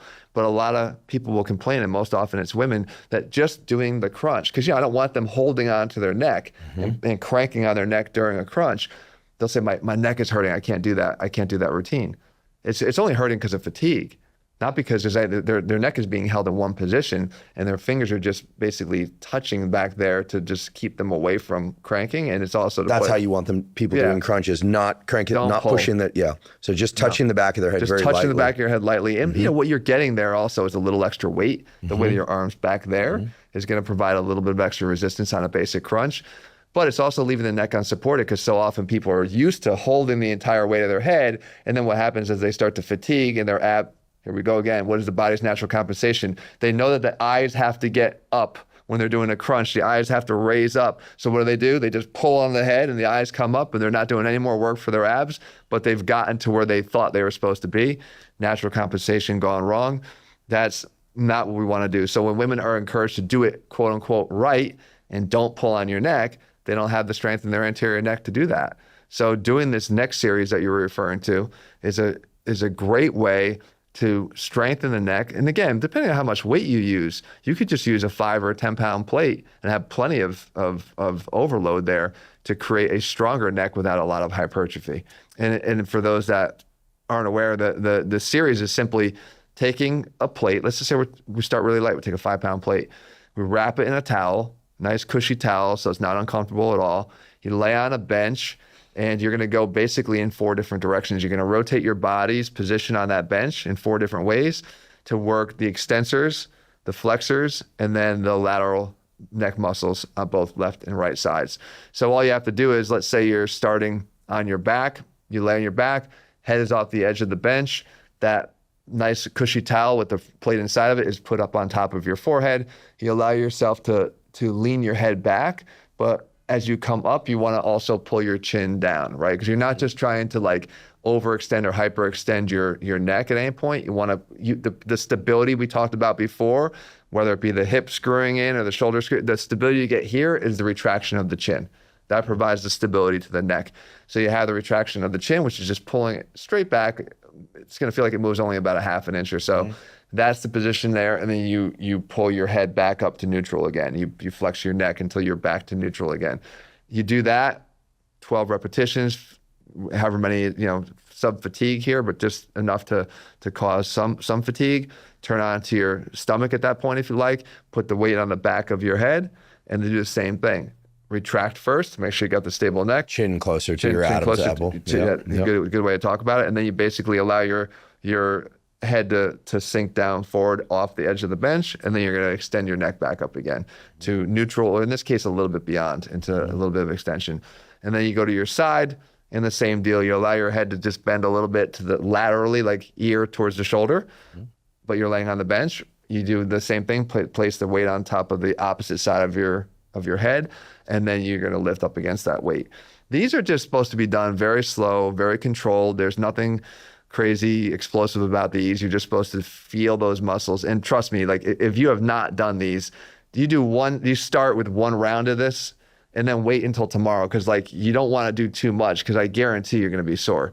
Back in the day when I played football, you didn't realize how weak your neck could get in an off season until you put the helmet on for the first time. And just one practice with the helmet on, and you're controlling all that extra weight of the helmet dynamically, and the neck would be sore for 2-3 days. We had to accommodate even to the weight of the helmet. So with neck training, it's a long, slow process. You just start very light, you start submaximal, and you start building up your strength. And then when you talk about a crunch, that's a nothing exercise for maintaining stability and control. When you get into situations like where you have accidents and car accidents, you become not only just resilient, but potentially life-saving, by having a stronger neck. Gosh, if I, could highlight, bold, and underline this and send it out as far as I can, the neck stuff, men and women, you will be positively amazed at the transformations. Your pressing lifts will get stronger. Your pulling lifts will get stronger. You get stronger. Aesthetically, for guys, I mentioned this in the video yesterday, but I'll say it again, that a lot of guys who work to widen their shoulders, if their neck strength isn't coming up proportionally. It looks like they got the wrong head on that body. It looks crazy, guys. You look ridiculous, especially in street clothes. Like, I'm not saying you need a giant neck, but there's a proportion thing there that's important if you care about that sort of thing. As I say this, I know that most people won't take the time to do it because it looks awkward. It's a tiny plate. It's a weird thing to do in a gym too. It just seems a little weird. But look, people do a lot of weird stuff in gyms, and this is one of the weirder things the better weird things you can do if you're going to invest some time. Again, it doesn't take a lot. It really doesn't take a lot to pay big dividends here because it is an area that's pretty much untrained. Again, we're not talking traps. Traps get a lot of work, but those deep muscles of the neck don't get trained very often at all. Yeah, so much of what you teach is about winning the short game and the long game. And to me, winning the long game is about being able to come in and do the big stuff year after year, decade after decade, so that, when you're 40, 50, 60, 70, 80, why not? Yeah. Right? I mean, the experiment of whether people can have great strength and mobility, et cetera, into their 80s and 90s, with rare exceptions, has never actually been done. That experiment is happening now because of resistance training, especially for women, a few years back, like if it wasn't bodybuilders, nobody did. Now everyone knows this is part of the longevity game. So I'm so excited that these, again, what sound like small things are getting out there thanks to you, because they really do make a difference. And I believe that in our 80s and 90s and maybe even beyond, people can move right and feel right and be posturally right. There's a cool video, forgive me for going long, but we'll put a link to it, that I saw, no, it's not AI, of a woman escaping from a Chinese resting home. Okay. So she's in her 90s, she's 92, and she's climbing over the front gate. She was caught on surveillance camera. This one, yeah. And it's so cool. Surprised it hasn't come on my feed. Yeah, sure. So she's crawling over the surveillance gate, and then she gets out, and then she walks away. No, she's got a little bit of frailty to her, but there was a drop down to the ground of a big iron gate, and she's just like, I'm out of here. It's pretty inspiring. Well, but it doesn't, that's not to say that when you do the things I'm saying, you do the small things, that you're not going to still have aches and pains and things that you have to be able to also manage that. Like, how can you show up each day and still manage the fact that, yeah, this shoulder's still a little bit sore, or this shoulder's still, or this knee is a little cranky. You have to continue to show up if you're going to play this longevity game, right? Because stopping is the fastest way to slow your body, right? So I think it's to slow your body down to a point of really poor quality of life. You have to figure out how to manage through these injuries and train around and through these injuries. And a simple example of that, I always have to use an analogy of like a construction zone. If there's one street that's shut down, you're not gonna shut the whole city down, right? You need to find a way to redirect traffic around there so the city can operate. So if it was, let's say, that shoulder, and you were doing a dumbbell or a barbell overhead press, you can't do it, it hurts. You have to have a way to reroute that. So let's say it's a machine press. Is that my first choice based on the things we talked about? You're sitting down, you're on a machine, you're in a fixed pattern. No, but if it allows you to still train, you're getting a lot of other benefits. Number one, you're getting some additional strengthening of and activation of the deltoid. You're getting some movement through the joint itself, which we know bathes the joint surfaces and helps to provide nutrition to the joint. You're moving that capsule so it doesn't get stiff and tight. You're doing a lot of things right, even though it might be choice B for the exercise. Let's say you can't do any pressing at all. Again, you don't shut the city down, you just take a back road, right? You just take another back road. The back road might be rowing. Rowing is going to still work the shoulder joint through extension. It's still going to provide some of those joint benefits. It's still going to provide the capsular benefits. It might not be stimulating the delts that way, but there's other exercises you can do for the delts that won't do that. So our job is to figure out how we can always have something we can do so that the option is not, or the alternative is not, nothing. Because that's when things really start to go wrong, when you opt for nothing. And that's when the aging process starts to really accelerate, to the point of even just the functional aging, how you feel, and the quality of your life will sink if you don't continue to figure out ways to do that. So I always felt my mission or my goal was to empower people with these options and these alternatives of how do you do these things. Because again, if someone came to me as a PT and my bag of tricks contained 1, 2, and 3, and they couldn't do any of them, then what do? I have to have options 4 and 5 there too, And I think that's always been my strength, is to figure out not just to have option 4 and 5 on reserve, but then also have 6, 7, 8, 9, and 10 in case I needed those too. And if I could provide people with that information, then they know how to dip into those at the right time to keep going, keep training. I would like to take a quick break and acknowledge one of our sponsors, Juve. Juve makes medical-grade red light therapy devices. Now, if there's one thing that I have consistently emphasized on this podcast, is the incredible impact that light can have on our biology and our health. Now, in addition to sunlight, which I've talked about a lot on this podcast, red light, near-infrared, and infrared light have been specifically shown to have positive effects on improving numerous aspects of cellular and organ health. These include faster muscle recovery, improved skin health, wound healing, improvements in acne, reduced pain and inflammation, improved mitochondrial function, and even improvements in vision. Nowadays, there are a lot of red light devices out there, but what sets Juve lights apart and why they're my preferred red light therapy device is that they use clinically proven wavelengths, meaning they use the specific wavelengths of red light, near-infrared, and infrared light in combination to trigger the optimal cellular adaptations. Personally, I use the Juve whole body panel about 3 to 4 times a week, usually for about 10 to 20 minutes per session, and I use the Juve handheld light both at home and when I travel. If you would like to try Juve, they're offering up to $400 off select products for listeners of this podcast.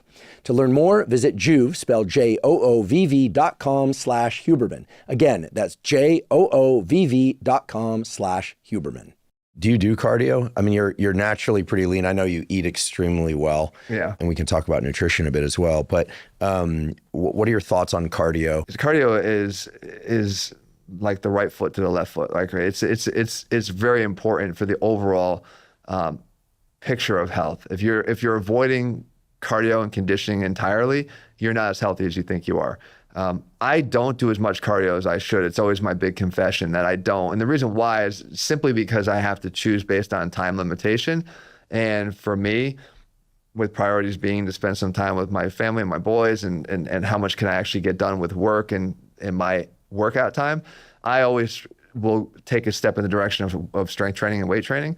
But I try not to ignore it entirely. And when I do, I jump on a bike and I do stationary bike riding because I like the fact that I can increase resistance on the pedals and kind of turn it into almost a pseudo, again, the meathead side of me wants to turn it into some sort of a resistance activity.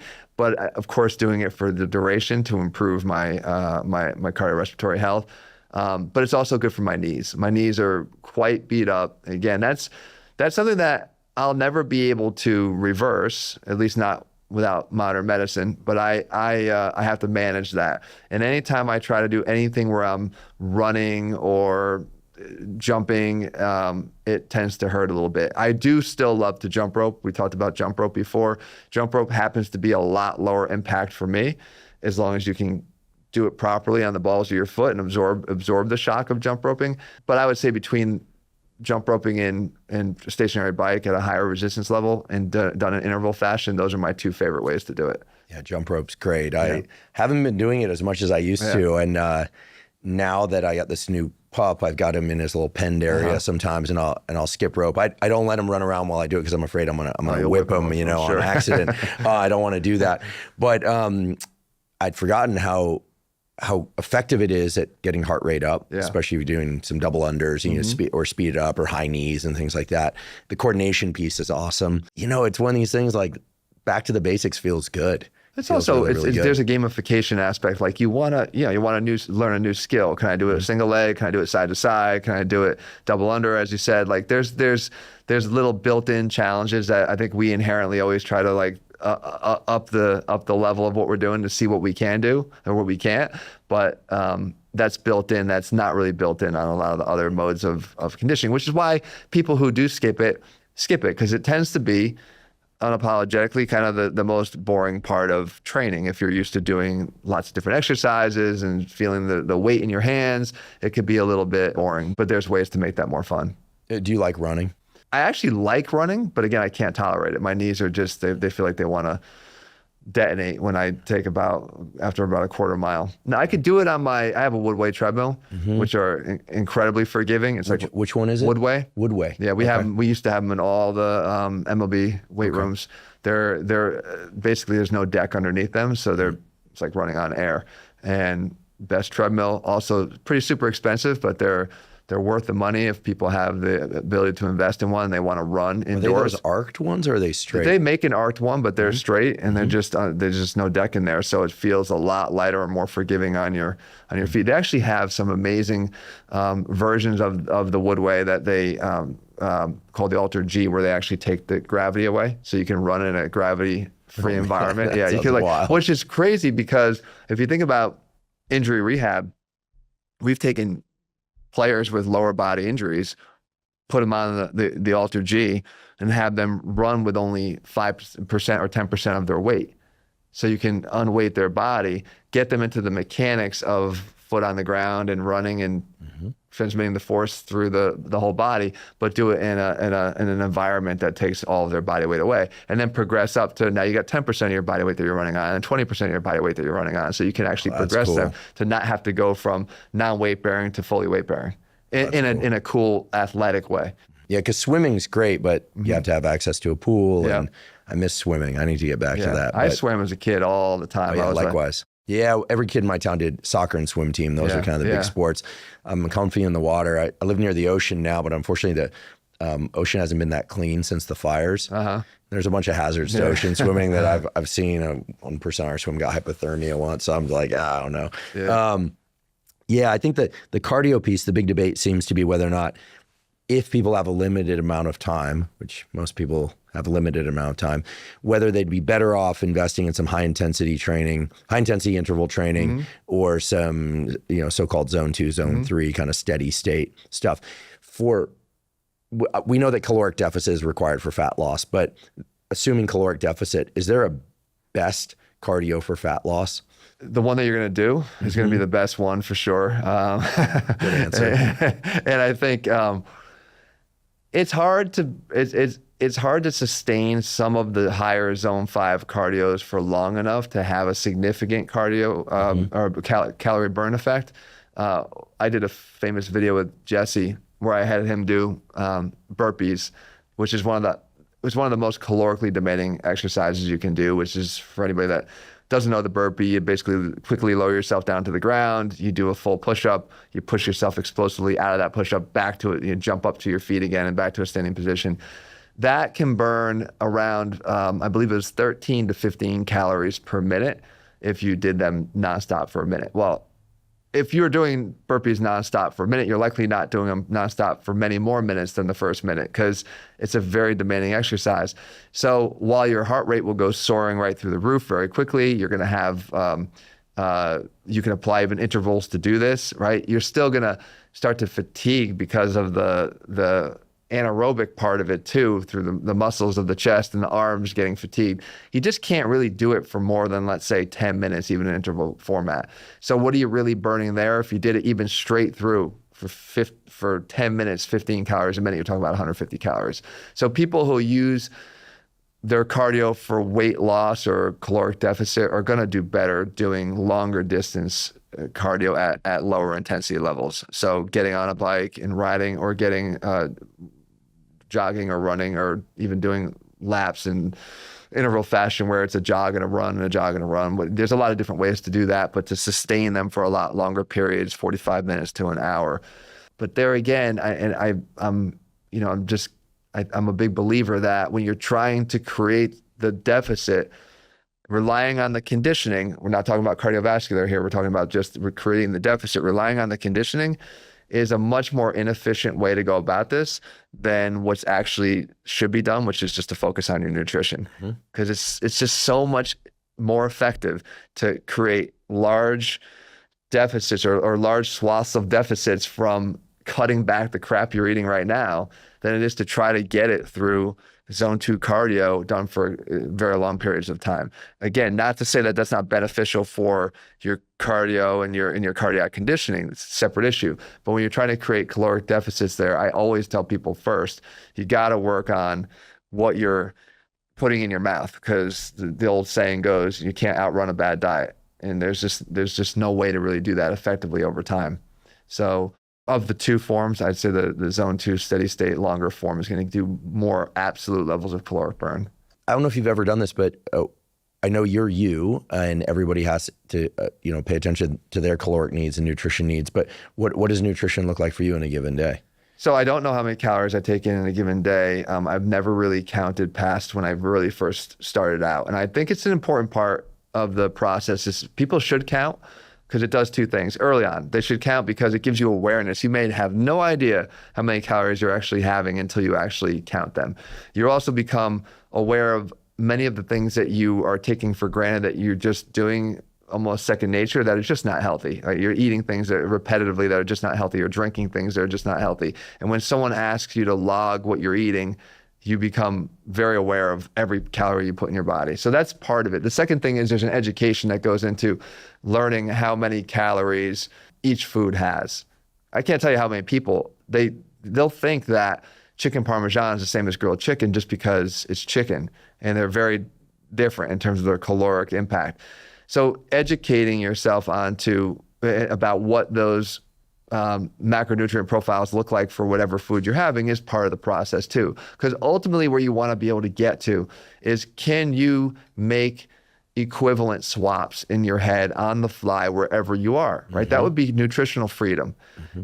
As far as what that day would look like, what I try to do is I try to build my base around protein. I always have.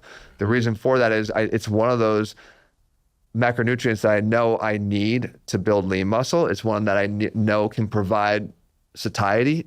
It's one that I know is important to everything I'm trying to pursue and what everyone really should be trying to pursue. They were trying to be healthy. So they should base their meal around that first. Start with your protein. And I usually use a visual way of doing that where I just say, hey, take your plate and divide 1/3 of that plate or that meal, if you're having it in separate plates or separate dishes, 1/3 of that meal should come from a lean source of protein.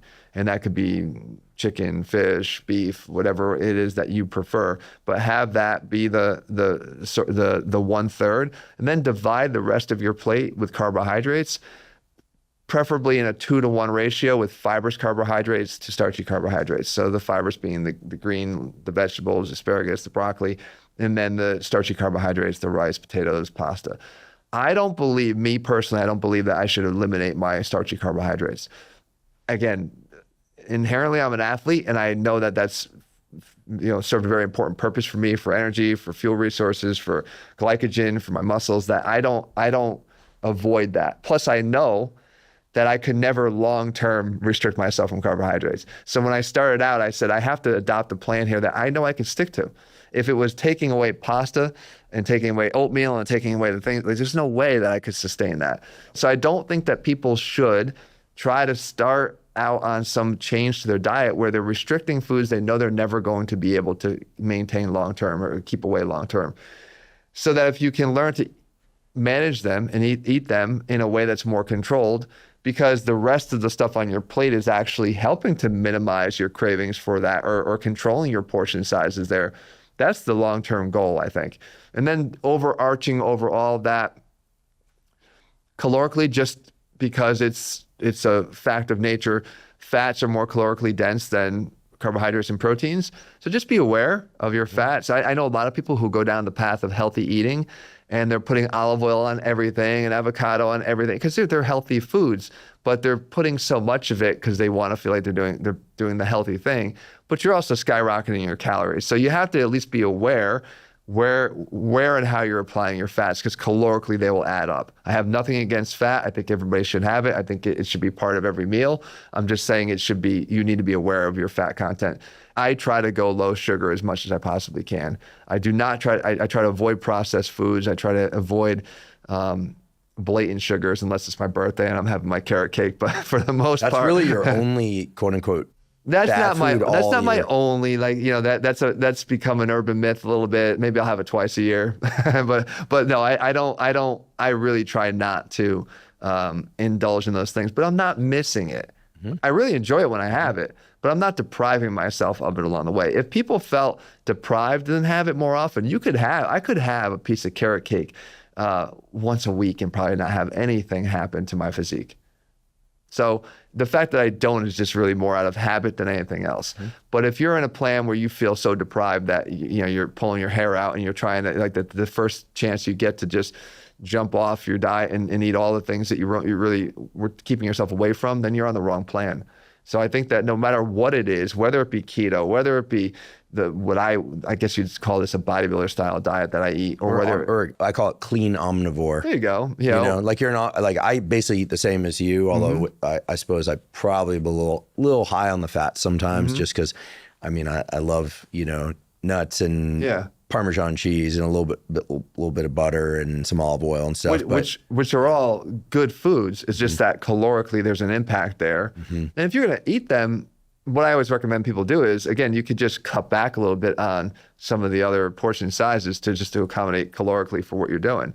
But I do think that concept of the equivalent swaps is big, because if you learn to eat the way I just suggested, and there's no magic behind what I do, it's just I've been very consistent with it, is that you'll be able to make swaps when you go anywhere. What's a protein I can have here today? What's the restaurant have? Oh, they only have pork chops. Okay, fine, I'll have a pork chop. Like you're visually just replacing equivalents on the plate.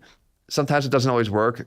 I just did a video where I talked about a steak and a grilled chicken breast are potentially the same protein in terms of the protein content, but they're not the same calorically, because the steak has a lot more fat than the chicken breast does.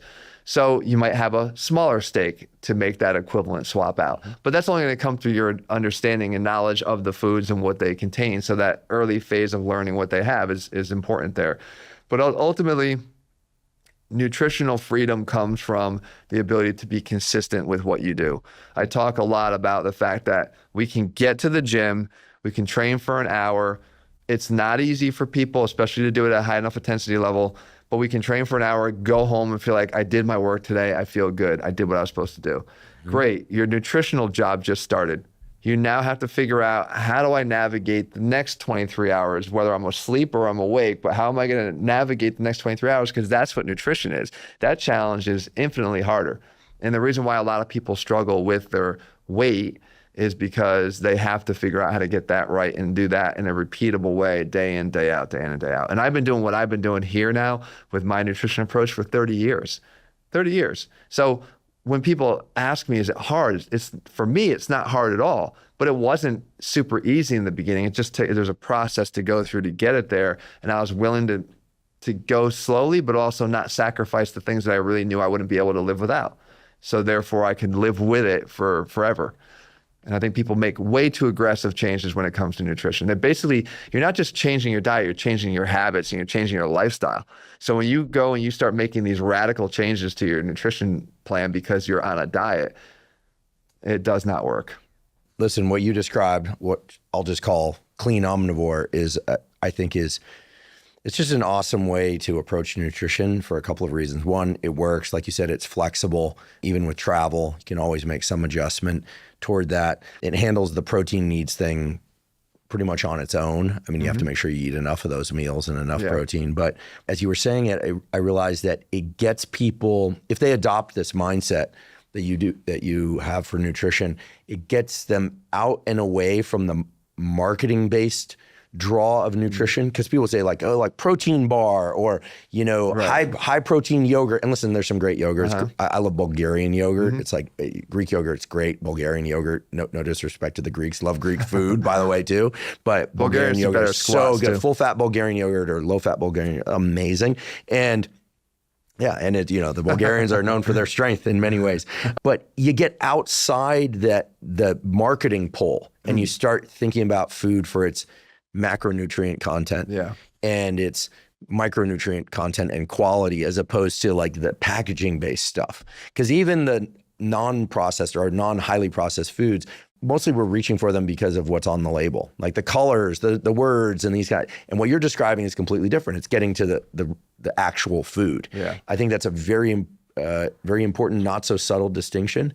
And once people make that switch, they're really in the driver's seat. It's not like you're like have to go prepare every meal, this kind of thing. Yeah, I mean, and again, even with some of the the push towards higher protein foods now. Again, the packaging is bragging about the protein content, but they've also increased the sugar, or they've increased the fat, and it's like all you've made is a higher protein. I mean, even Snickers has a high protein bar. Are you serious? Yeah, I think Snickers or Milky Way, they have a high protein bar. It's like, okay, this is insanity. So show me the C-suite of the Snickers. I'm going to get in trouble for this, but whatever. I want to see how fit these people actually look, right.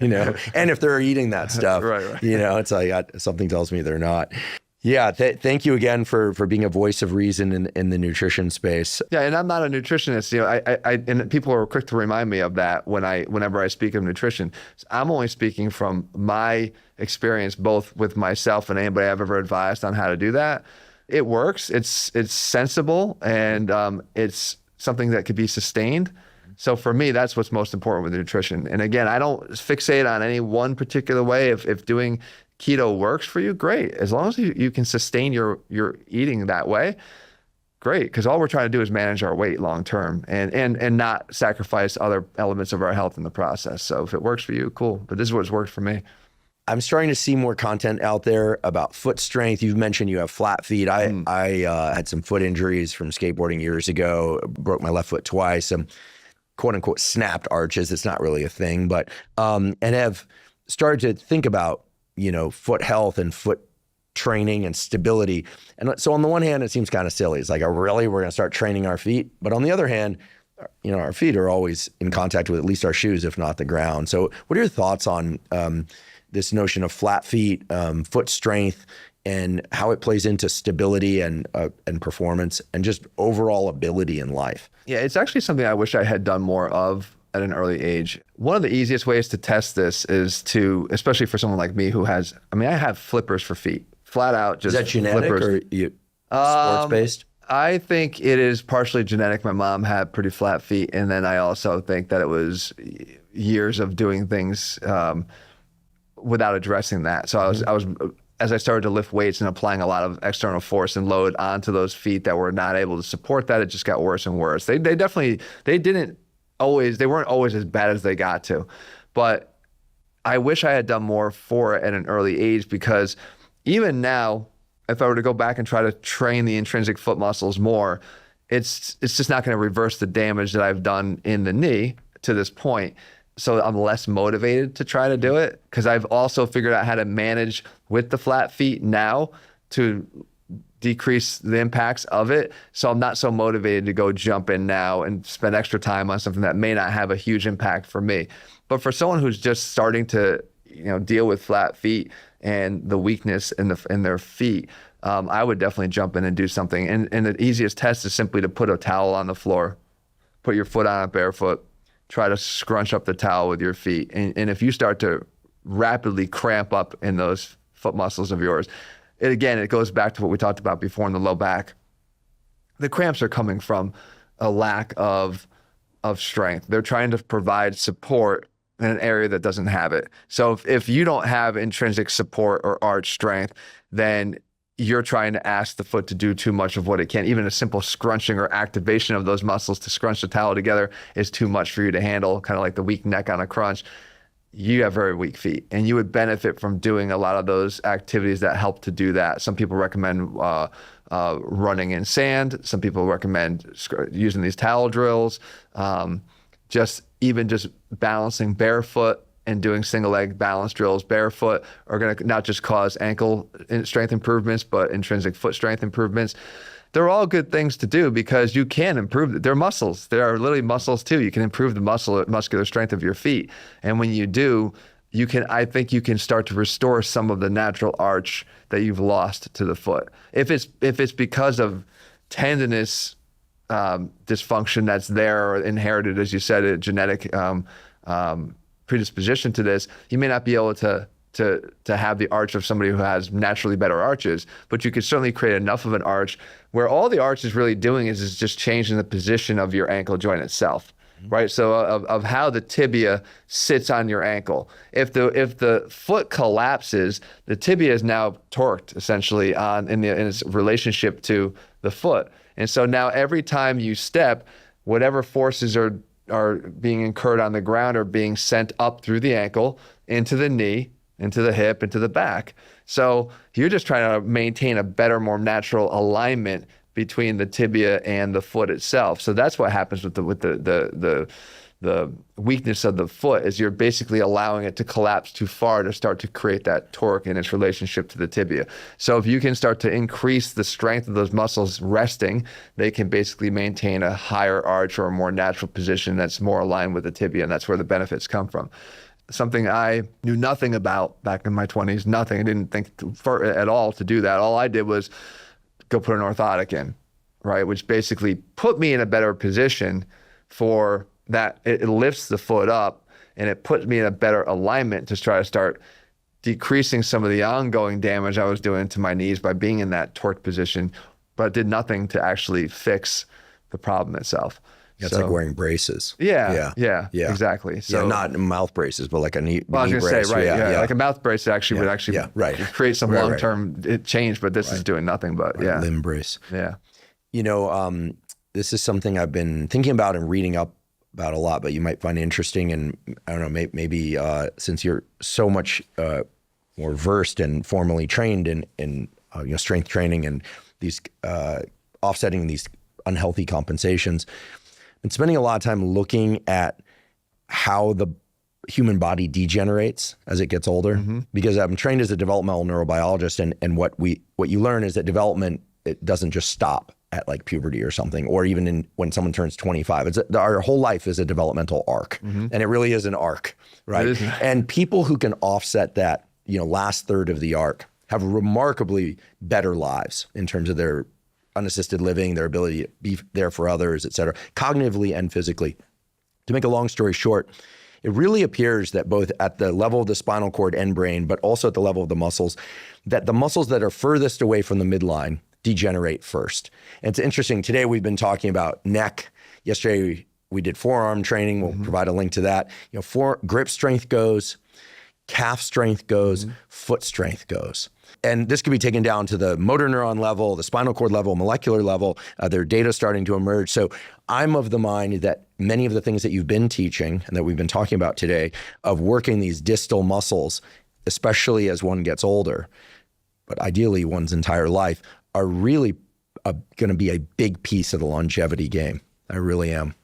Longevity ultimately is basically, in my eyes, is being able to maintain function as you age. Because again, it's not the number of years, but the quality of the years. So all muscles in your body serve a function. They're all there for a reason. Almost, I think there's one or two that were potentially, they don't actually even have a function. I forget which ones they are, but for the most part, they're there to serve a purpose. The idea that we don't train all of them in some way is a little bit crazy, because like they're there. They need to be able to function for the lifetime of however long you're going to be here.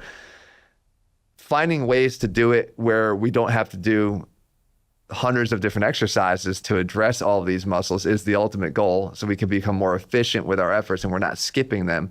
But the idea that they're not necessary, or they don't need to be maintained or maximized over a lifetime doesn't make sense to me either, right? So I think we need to be able to just find ways that we can work them into what we're already doing. And again, I do think that we have different rates of decay too, you versus me versus someone else. So that's where I really believe people need to adopt these individualized plans. We all do, let's say, the basic strength training, but then your specialized plan that addresses your accelerated weaknesses is this group of exercises. And my specific plan to address my accelerated weaknesses is this specific exercise plan. So, but they're all there to be worked on, and they're all there to be maintained. I'd like to take a quick break and acknowledge our sponsor, Function. Function provides over 160 advanced lab tests to give you a clear snapshot of your bodily health. This snapshot gives you insights into your heart health, your hormone health, autoimmune function, nutrient levels, and much more. They've also recently added access to advanced MRI and CT scans. Function not only provides testing of over 160 biomarkers key to your physical and mental health, it also analyzes these results and provides recommendations for improving your health from top doctors. For example, in a recent test with Function, I learned that some of my blood lipids were slightly out of range. As a result, I decided to start supplementing with nattokinase, which can naturally help reduce LDL cholesterol. And it did. In a follow-up test, I could confirm that this strategy worked. My blood lipids are now back exactly where I want them. Comprehensive lab testing of the sort that Function offers is just so important for health. I mean, how else are you going to know what's going on under the hood?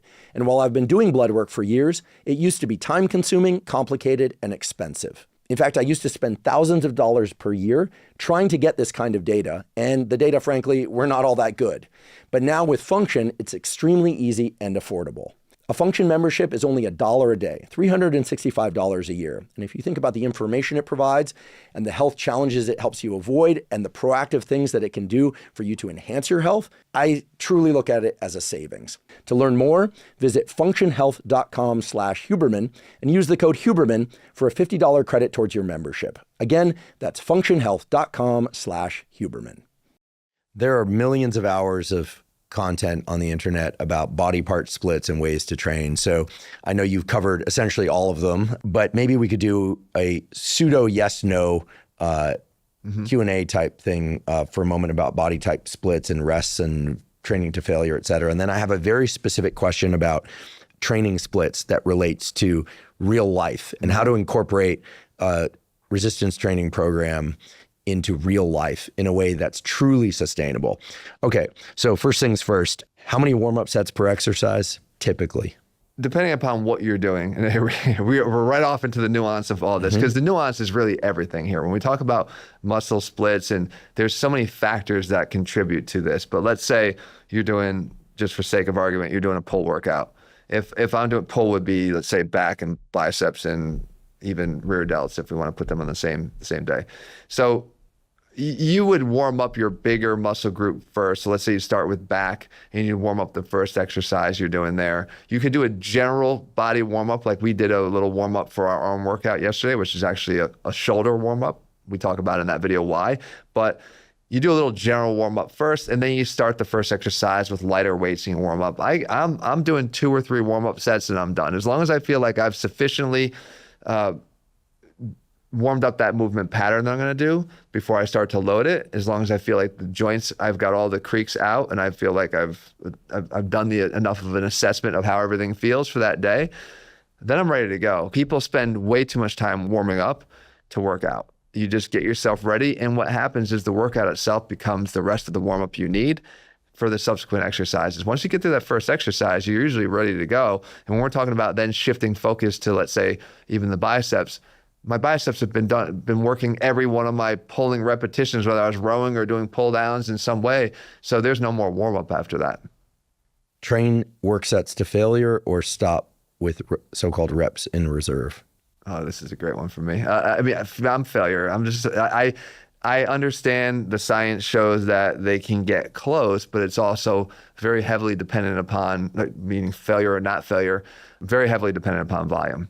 So when you're looking to do a workout that is going to have, you can do it in 30 to 45 minutes, have a high impact in terms of its ability to stimulate growth, you're going to train to, if you're with me, you're going to train to failure. And I like objectively training to failure because I know I got to failure. I'm not talking about getting to a point where I don't recognize the exercise I'm doing, where I'm compromising the quality of the exercise I'm doing. I'm not talking about doing it on the more compound or complicated exercises that do require synchronized movement for multiple muscle groups, because it could, like let's say a heavy row could start to get dangerous if you're losing body position because of fatigue. So we're doing it on the exercises that are the hypertrophy based exercises, a little bit more focused on one single muscle group, a little bit more isolated in nature. So for instance, a single arm row versus a bent over barbell row. That'd be a good difference between the two. So you won't take the bent over barbell row to failure necessarily? Not all, I wouldn't recommend taking that all the way till failure. You'll get close. I'll get close, yeah. Oh yeah, for me, it's always gonna be close. My criteria there would be form breakdown. So as soon as my form started to break down, I might have had another 2 reps left or 3 reps left, but that's it for that on the barbell row. Whereas if I'm doing here's a better example. If I'm doing a 1-arm cable pull down for my lats, which I love that exercise. It gets a really good stretch in the lats and come down. Like it could look a little ugly at the end where I'm just doing a couple partial repetitions or something just to add a little bit more stimulus, that with no extra risk to my body from doing it. So there's the difference between them. But I'm always advising that you're training towards the the high end, unless you're training for strength, which is a whole different game. That's a whole different set of rules. It's a whole different stimulus that you're trying to build there. That is high loads that you're trying to manage efficiently, not with inefficiency to try to force muscle growth. So that's a whole different ball of wax, and you're really trying to stay away from true failure there. It's actually not in the way you would actually build maximal strength, because maximal strength relies on clean, efficient, well-performed repetitions done cumulatively over time. That's how we get neurologically and a lot stronger. more volume. And a lot more volume, right? So that's a different game here. So for squats and deadlifts, are you taking them to failure? No, same concept as the row. Those big presses like that, I'm not gonna, or leg movements, I'm not doing true failure on those. I could do other exercises and different variations. I could do a Bulgarian split squat to failure, right? Because I love that to failure, because when I go down and I can't go up anymore, I just simply drop the weights right to the floor right next to me. So there's different ways to still do squatting patterns without having to put a bar on my back with the heaviest of loads that I can handle and do that. And then total volume, I guess if you're going close to failure or failure per muscle group, and I'm not calling legs a muscle group, I'm calling quads a muscle group, hamstrings a muscle group, glutes a muscle group. Work set ranges per workout? Per workout, again, probably somewhere between 6 to 10 on some of the smaller muscle groups like the biceps, and a little bit more, maybe 10 to 12, 10 to 15 at most if you're looking at some of the larger muscle groups like the quads, like the lats. I would go a little bit more. So that breaks down into around, if you're doing roughly 3 sets an exercise, you're looking at 3 to 4 exercises to get to those larger muscle groups. And for the biceps, you can get away with doing two exercises or 3 exercises for a total of around 7 or 8 sets. When we do our workout, like what we do to expose ourselves to more exercises, because we can influence the biceps in different ways, a little bit more long head stretch, short head focus, heavier load, more concentration work. You can do that just by doing less sets of the exercise. And again, when you're properly warmed up, and if you have enough experience training, there is nothing magic about doing 3, right? We all think 3, but like you could do 2 and then move on to a different exercise that stimulates the biceps differently. That's a better total effect than maintaining that you have to do 3 of this and 3 of this and 3 of this, and then therefore limiting yourselves to the 3 exercises. I could do 4 or 5 exercises that give all complementary functions to the biceps, do 2 of them each, and get a better workout. Yeah, I like a couple of warm-ups on the first exercise, 2 work sets, move to something else, 2 work sets. That's what I tend to do. You know, and a few regular listeners of this podcast are probably thinking, well, how's this square with the conversation with Dorian, where it was really like 1, maybe 2 work sets per exercise? He's always insisting on taking the work sets to failure and often beyond failure with force reps. So when you start looking at it as, like you were saying, like with squats and deadlifts or rows, you're not going completely to failure. I'm not going to say they're equivalent, but there is some offset there, right? It's either taking 1, maybe 2 sets to complete failure with force reps per exercise, and then another exercise. It wasn't like we just did 1 exercise for back. Yeah. Then we did the pullover, and then we had a row and a pull down, and then some rowing, and and so forth. So it ends up being about 6 work sets with some pushing beyond failure. You're talking about 10 to 12. But maybe not so many sets where you're pushing past failure. Yeah, and I grew up watching Dorian Yates and doing the workouts, and I loved it. I found it hard for me to maintain that kind of intensity, especially training alone, right? Training in force reps are almost impossible alone unless you have machines that can allow you to do that. So it was more of a difficulty of being able to stick with that type of training or reproduce it over and over and over again. Dorian Yates is Dorian Yates for a reason, because in a 6-time Mr. Olympia for a reason, because he had the ability. It's like Michael. He's like the Michael Jordan of bodybuilding. Michael Jordan did the things he could do because he could do things other people couldn't.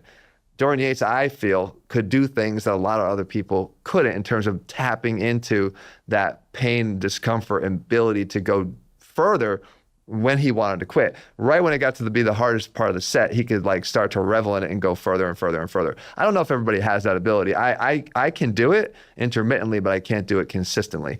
And so for me, I just have to realize that and say, okay, I'm going to have to back off a little bit of the intensity, some of the force reps, increase my volume just a little bit, because it ultimately comes down to a volume and intensity game.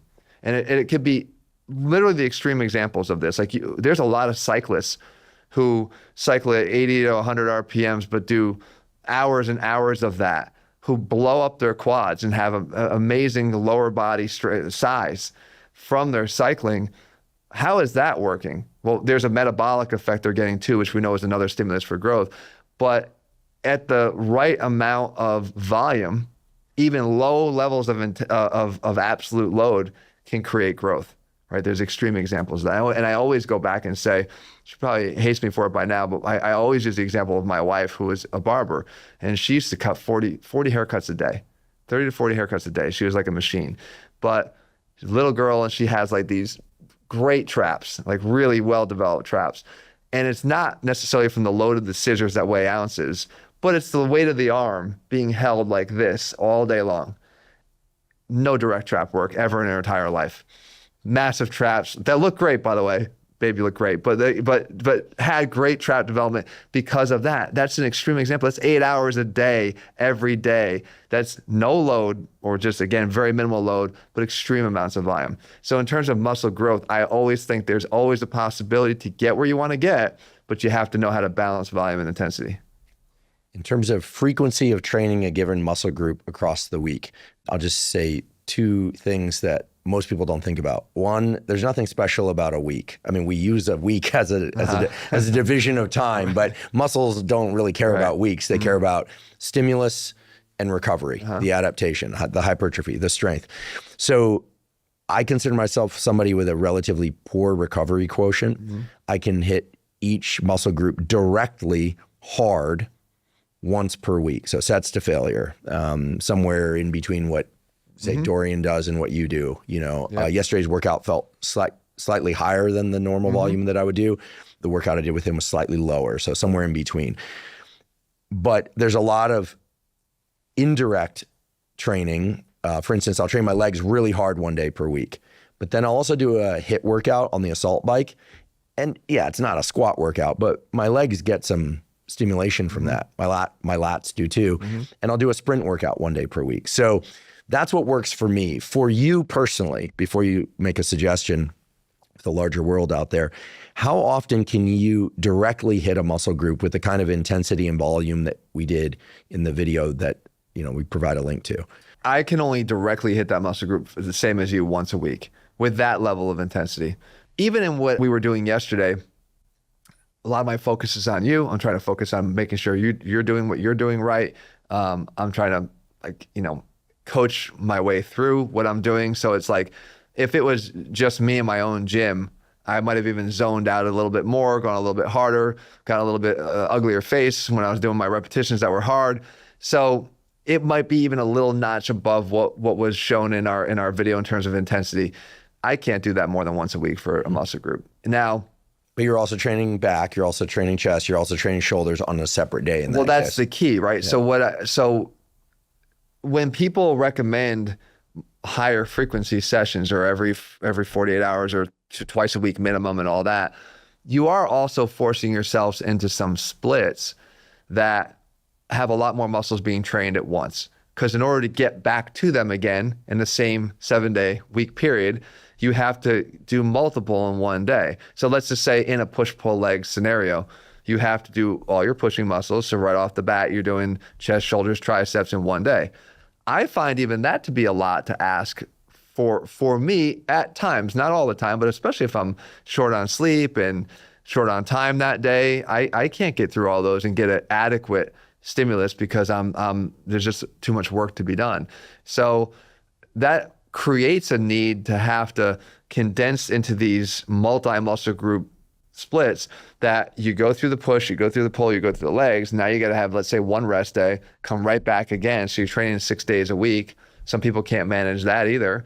But what I do is I say, all right, if I train, let's just say biceps like we did, and I do them really hard, and I even just did biceps and triceps, say, if I did those two, I still have to get through legs, I have to get through shoulders, I have to get through chest, I have to get through, I break legs into anterior and posterior chains, so sort of 2 workouts. I have to get through a lot more in the week. So if I had to get it all done in 1 week, I would run out of time.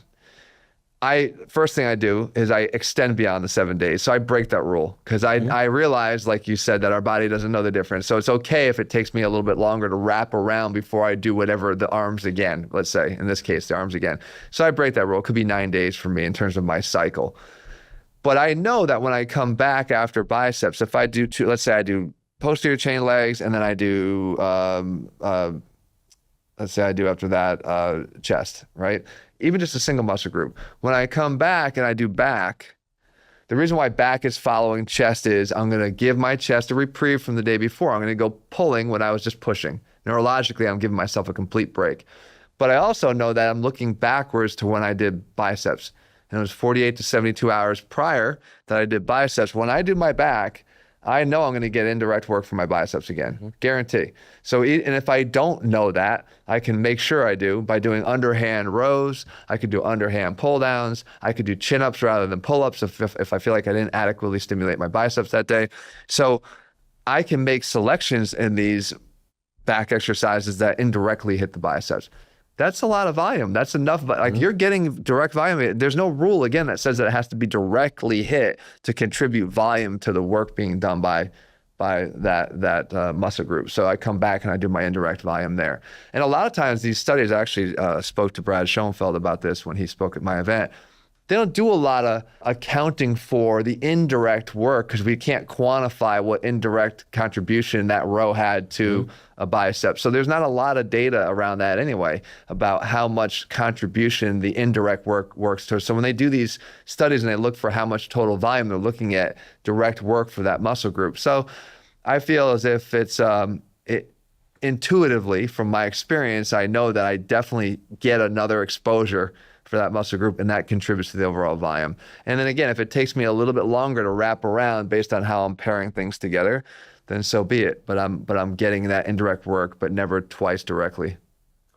So in some sense, you are similar to the Mike Mentzer philosophy, not of one set to absolute failure, because he was really, really on the far end of things there. I did that too. I just again couldn't sustain that. Right, but in terms of not making the 7-day week the holy grail of how you organize your schedule, because Mike, I was fortunate enough to know him. I paid him for a consult and got to know him over the years, before he unfortunately passed away. And he had me training like, I think it was like shoulders and arms, rest 2 days. Yeah. Then it was like legs, rest 2 days, and then chest and back and rest 2 days. It was mind blowing. Yeah, it was mind blowing. And the problem with that, I think, for a beginner is you get results. You certainly get results, but you don't get the opportunity to develop the skill of training. I mean, there's or the enjoyment of it, right? Or the enjoyment. So 3, maybe 4 days a week of resistance training for me just is like the sweet spot. But as with you, I found that I can give myself permission, like if travel comes up or a poor night's sleep or some extra workload or something, like, okay, there can be an extra day after legs, or you can modify things, which brings me to my other question. Yesterday, after we were training, I learned something remarkable, which is there are times when you will split your split simply based on real life constraints. And you gave a beautiful example. I'm smiling already. You said, there are times when you're supposed to train at night, but you go in to read to your boys or spend some time with them before sleep, and you'll like fall asleep next to them. That's more often than not. Yeah. So then you'll go into the gym at your home gym at like 10 or 11 o'clock at night, and you'll do half of your leg workout. And then you'll literally split the split and come back and do the remainder of that workout a few days later. Yeah. I love this example because it's the real world. Yeah. And obviously you're prioritizing time with your boys. And that's what really matters. That's why you're training in the first place. I mean, yes, to have your physique, et cetera, but you're a dad. That's what motivates me. That's what motivates you to be around for a long time. So splitting the split, you wouldn't suggest it to people, but life happens. So what does that look like? Is it that you're doing like your quad workout and then you're normally you would also do something else, but you're doing the other stuff later, or maybe doing 3 sets of squats and coming back 2 days later and doing the other 3 sets of squats? So here's the irony of it. I don't know if I wouldn't recommend splitting the split. I feel like I'm starting to learn that splitting the split is me breaking a bad habit that I was unwilling to break a long time because of the same mentality that led me to think of a 7-day training week. right? That I think what's happening and that I've been seeing is that splitting the split does a few things for me. Mentally, it recharges me on a night where I really don't have a lot in the tank. If I get over there and I was just sleeping for the last 30 minutes or 45 minutes, I'm not like in the greatest state of mind to train. But if I know that the requirement is, let's just get through, if I'm going to do my shoulders, let's say, let me get through half of what I would normally do. I'm going to focus today on the non-strength focused stuff because I'm just not neurologically prepared to do that right now. So let's just work on the lateral raises, the strict lateral raises in that case, the hip exercise I like is a hip hugger. It's just different exercises that I would do that would be perceived as the non-compound exercises. And I'll do those, and what I find very quickly is that because I can ease into those exercises, they're not as heavily loaded, but they're high intensity. It doesn't have to come from the load, it comes from the effort. I can ease into them. After 1 or 2 sets, I'm good, and I'm like kind of into it. And I know that once I'm done with these 6 sets or so, I'm done for the night, and I can come back and do my strength work when I'm ready, which could be 2 days later usually. Sometimes the very next night. Really, I'll just split it to the next night, and whatever was planned gets bumped one spot. It's going to extend that training week even further, so that 9 days can become 11 or 12. But we talked about recovery before. Like, it seems to be working well with me for my recovery at this age. And again, I think I have very bad sleep habits only because the result of working out at 11 o'clock or 12 o'clock is and by the way, eating dinner after that's my dinner time. Like, eating dinner after that, I get to bed 1:30 in the morning and I'm getting up at 7, or I get up to bed at 2 o'clock and I'm getting up at 7. This might be what works for me best right now because I don't have the recovery through as much sleep as I should get. Now, I know a lot of people will yell and say, well, you need to work on your sleep and get better recovery. I understand that. Right now, this little pattern is where I'm in. It can be fixed by me training earlier in the day, stepping away from work and training earlier in the day. I haven't found the time or the way to do that effectively at this moment. So this is what I have to navigate. And I encourage people to do the same thing. Find what works with your current schedule. You can have an eye towards fixing it, but what works for your schedule to get you through this time period? I think it's working because I have more recovery time in a less recovered sleep state. That seems to still be progressing because I could still lift heavier than I have been able to. I'm still able to create effective workouts for me. I feel good. My joints are actually feeling good. Things are feeling even a little better than they were.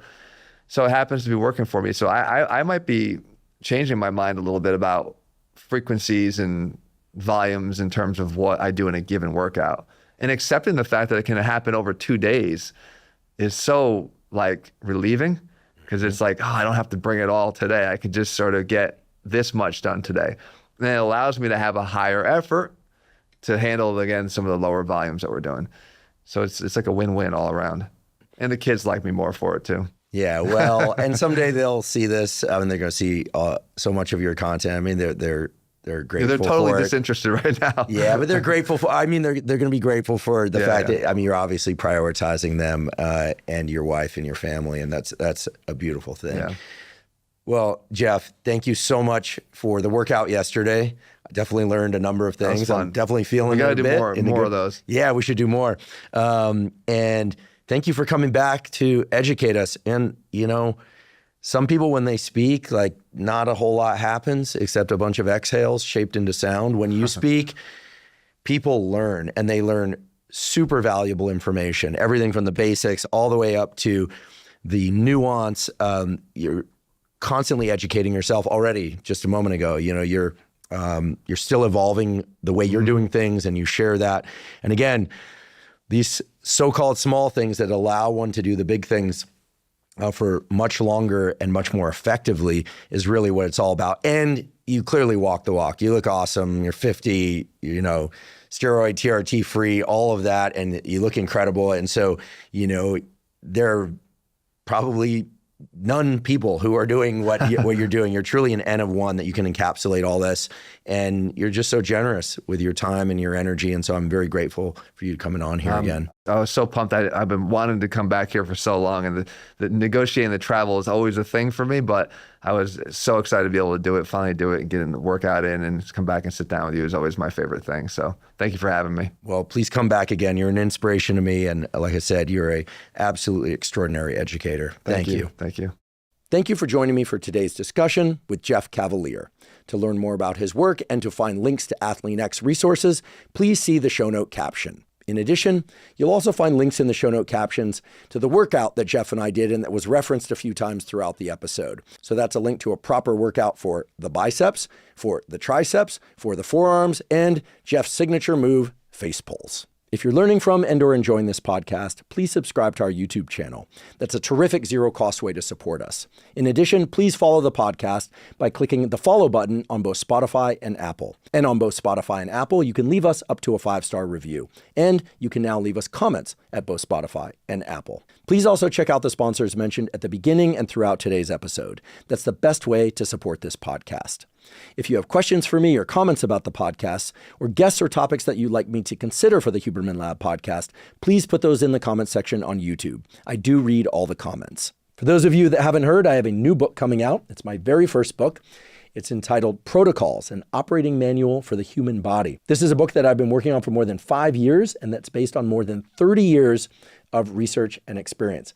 And it covers protocols for everything from sleep to exercise to stress control, protocols related to focus and motivation.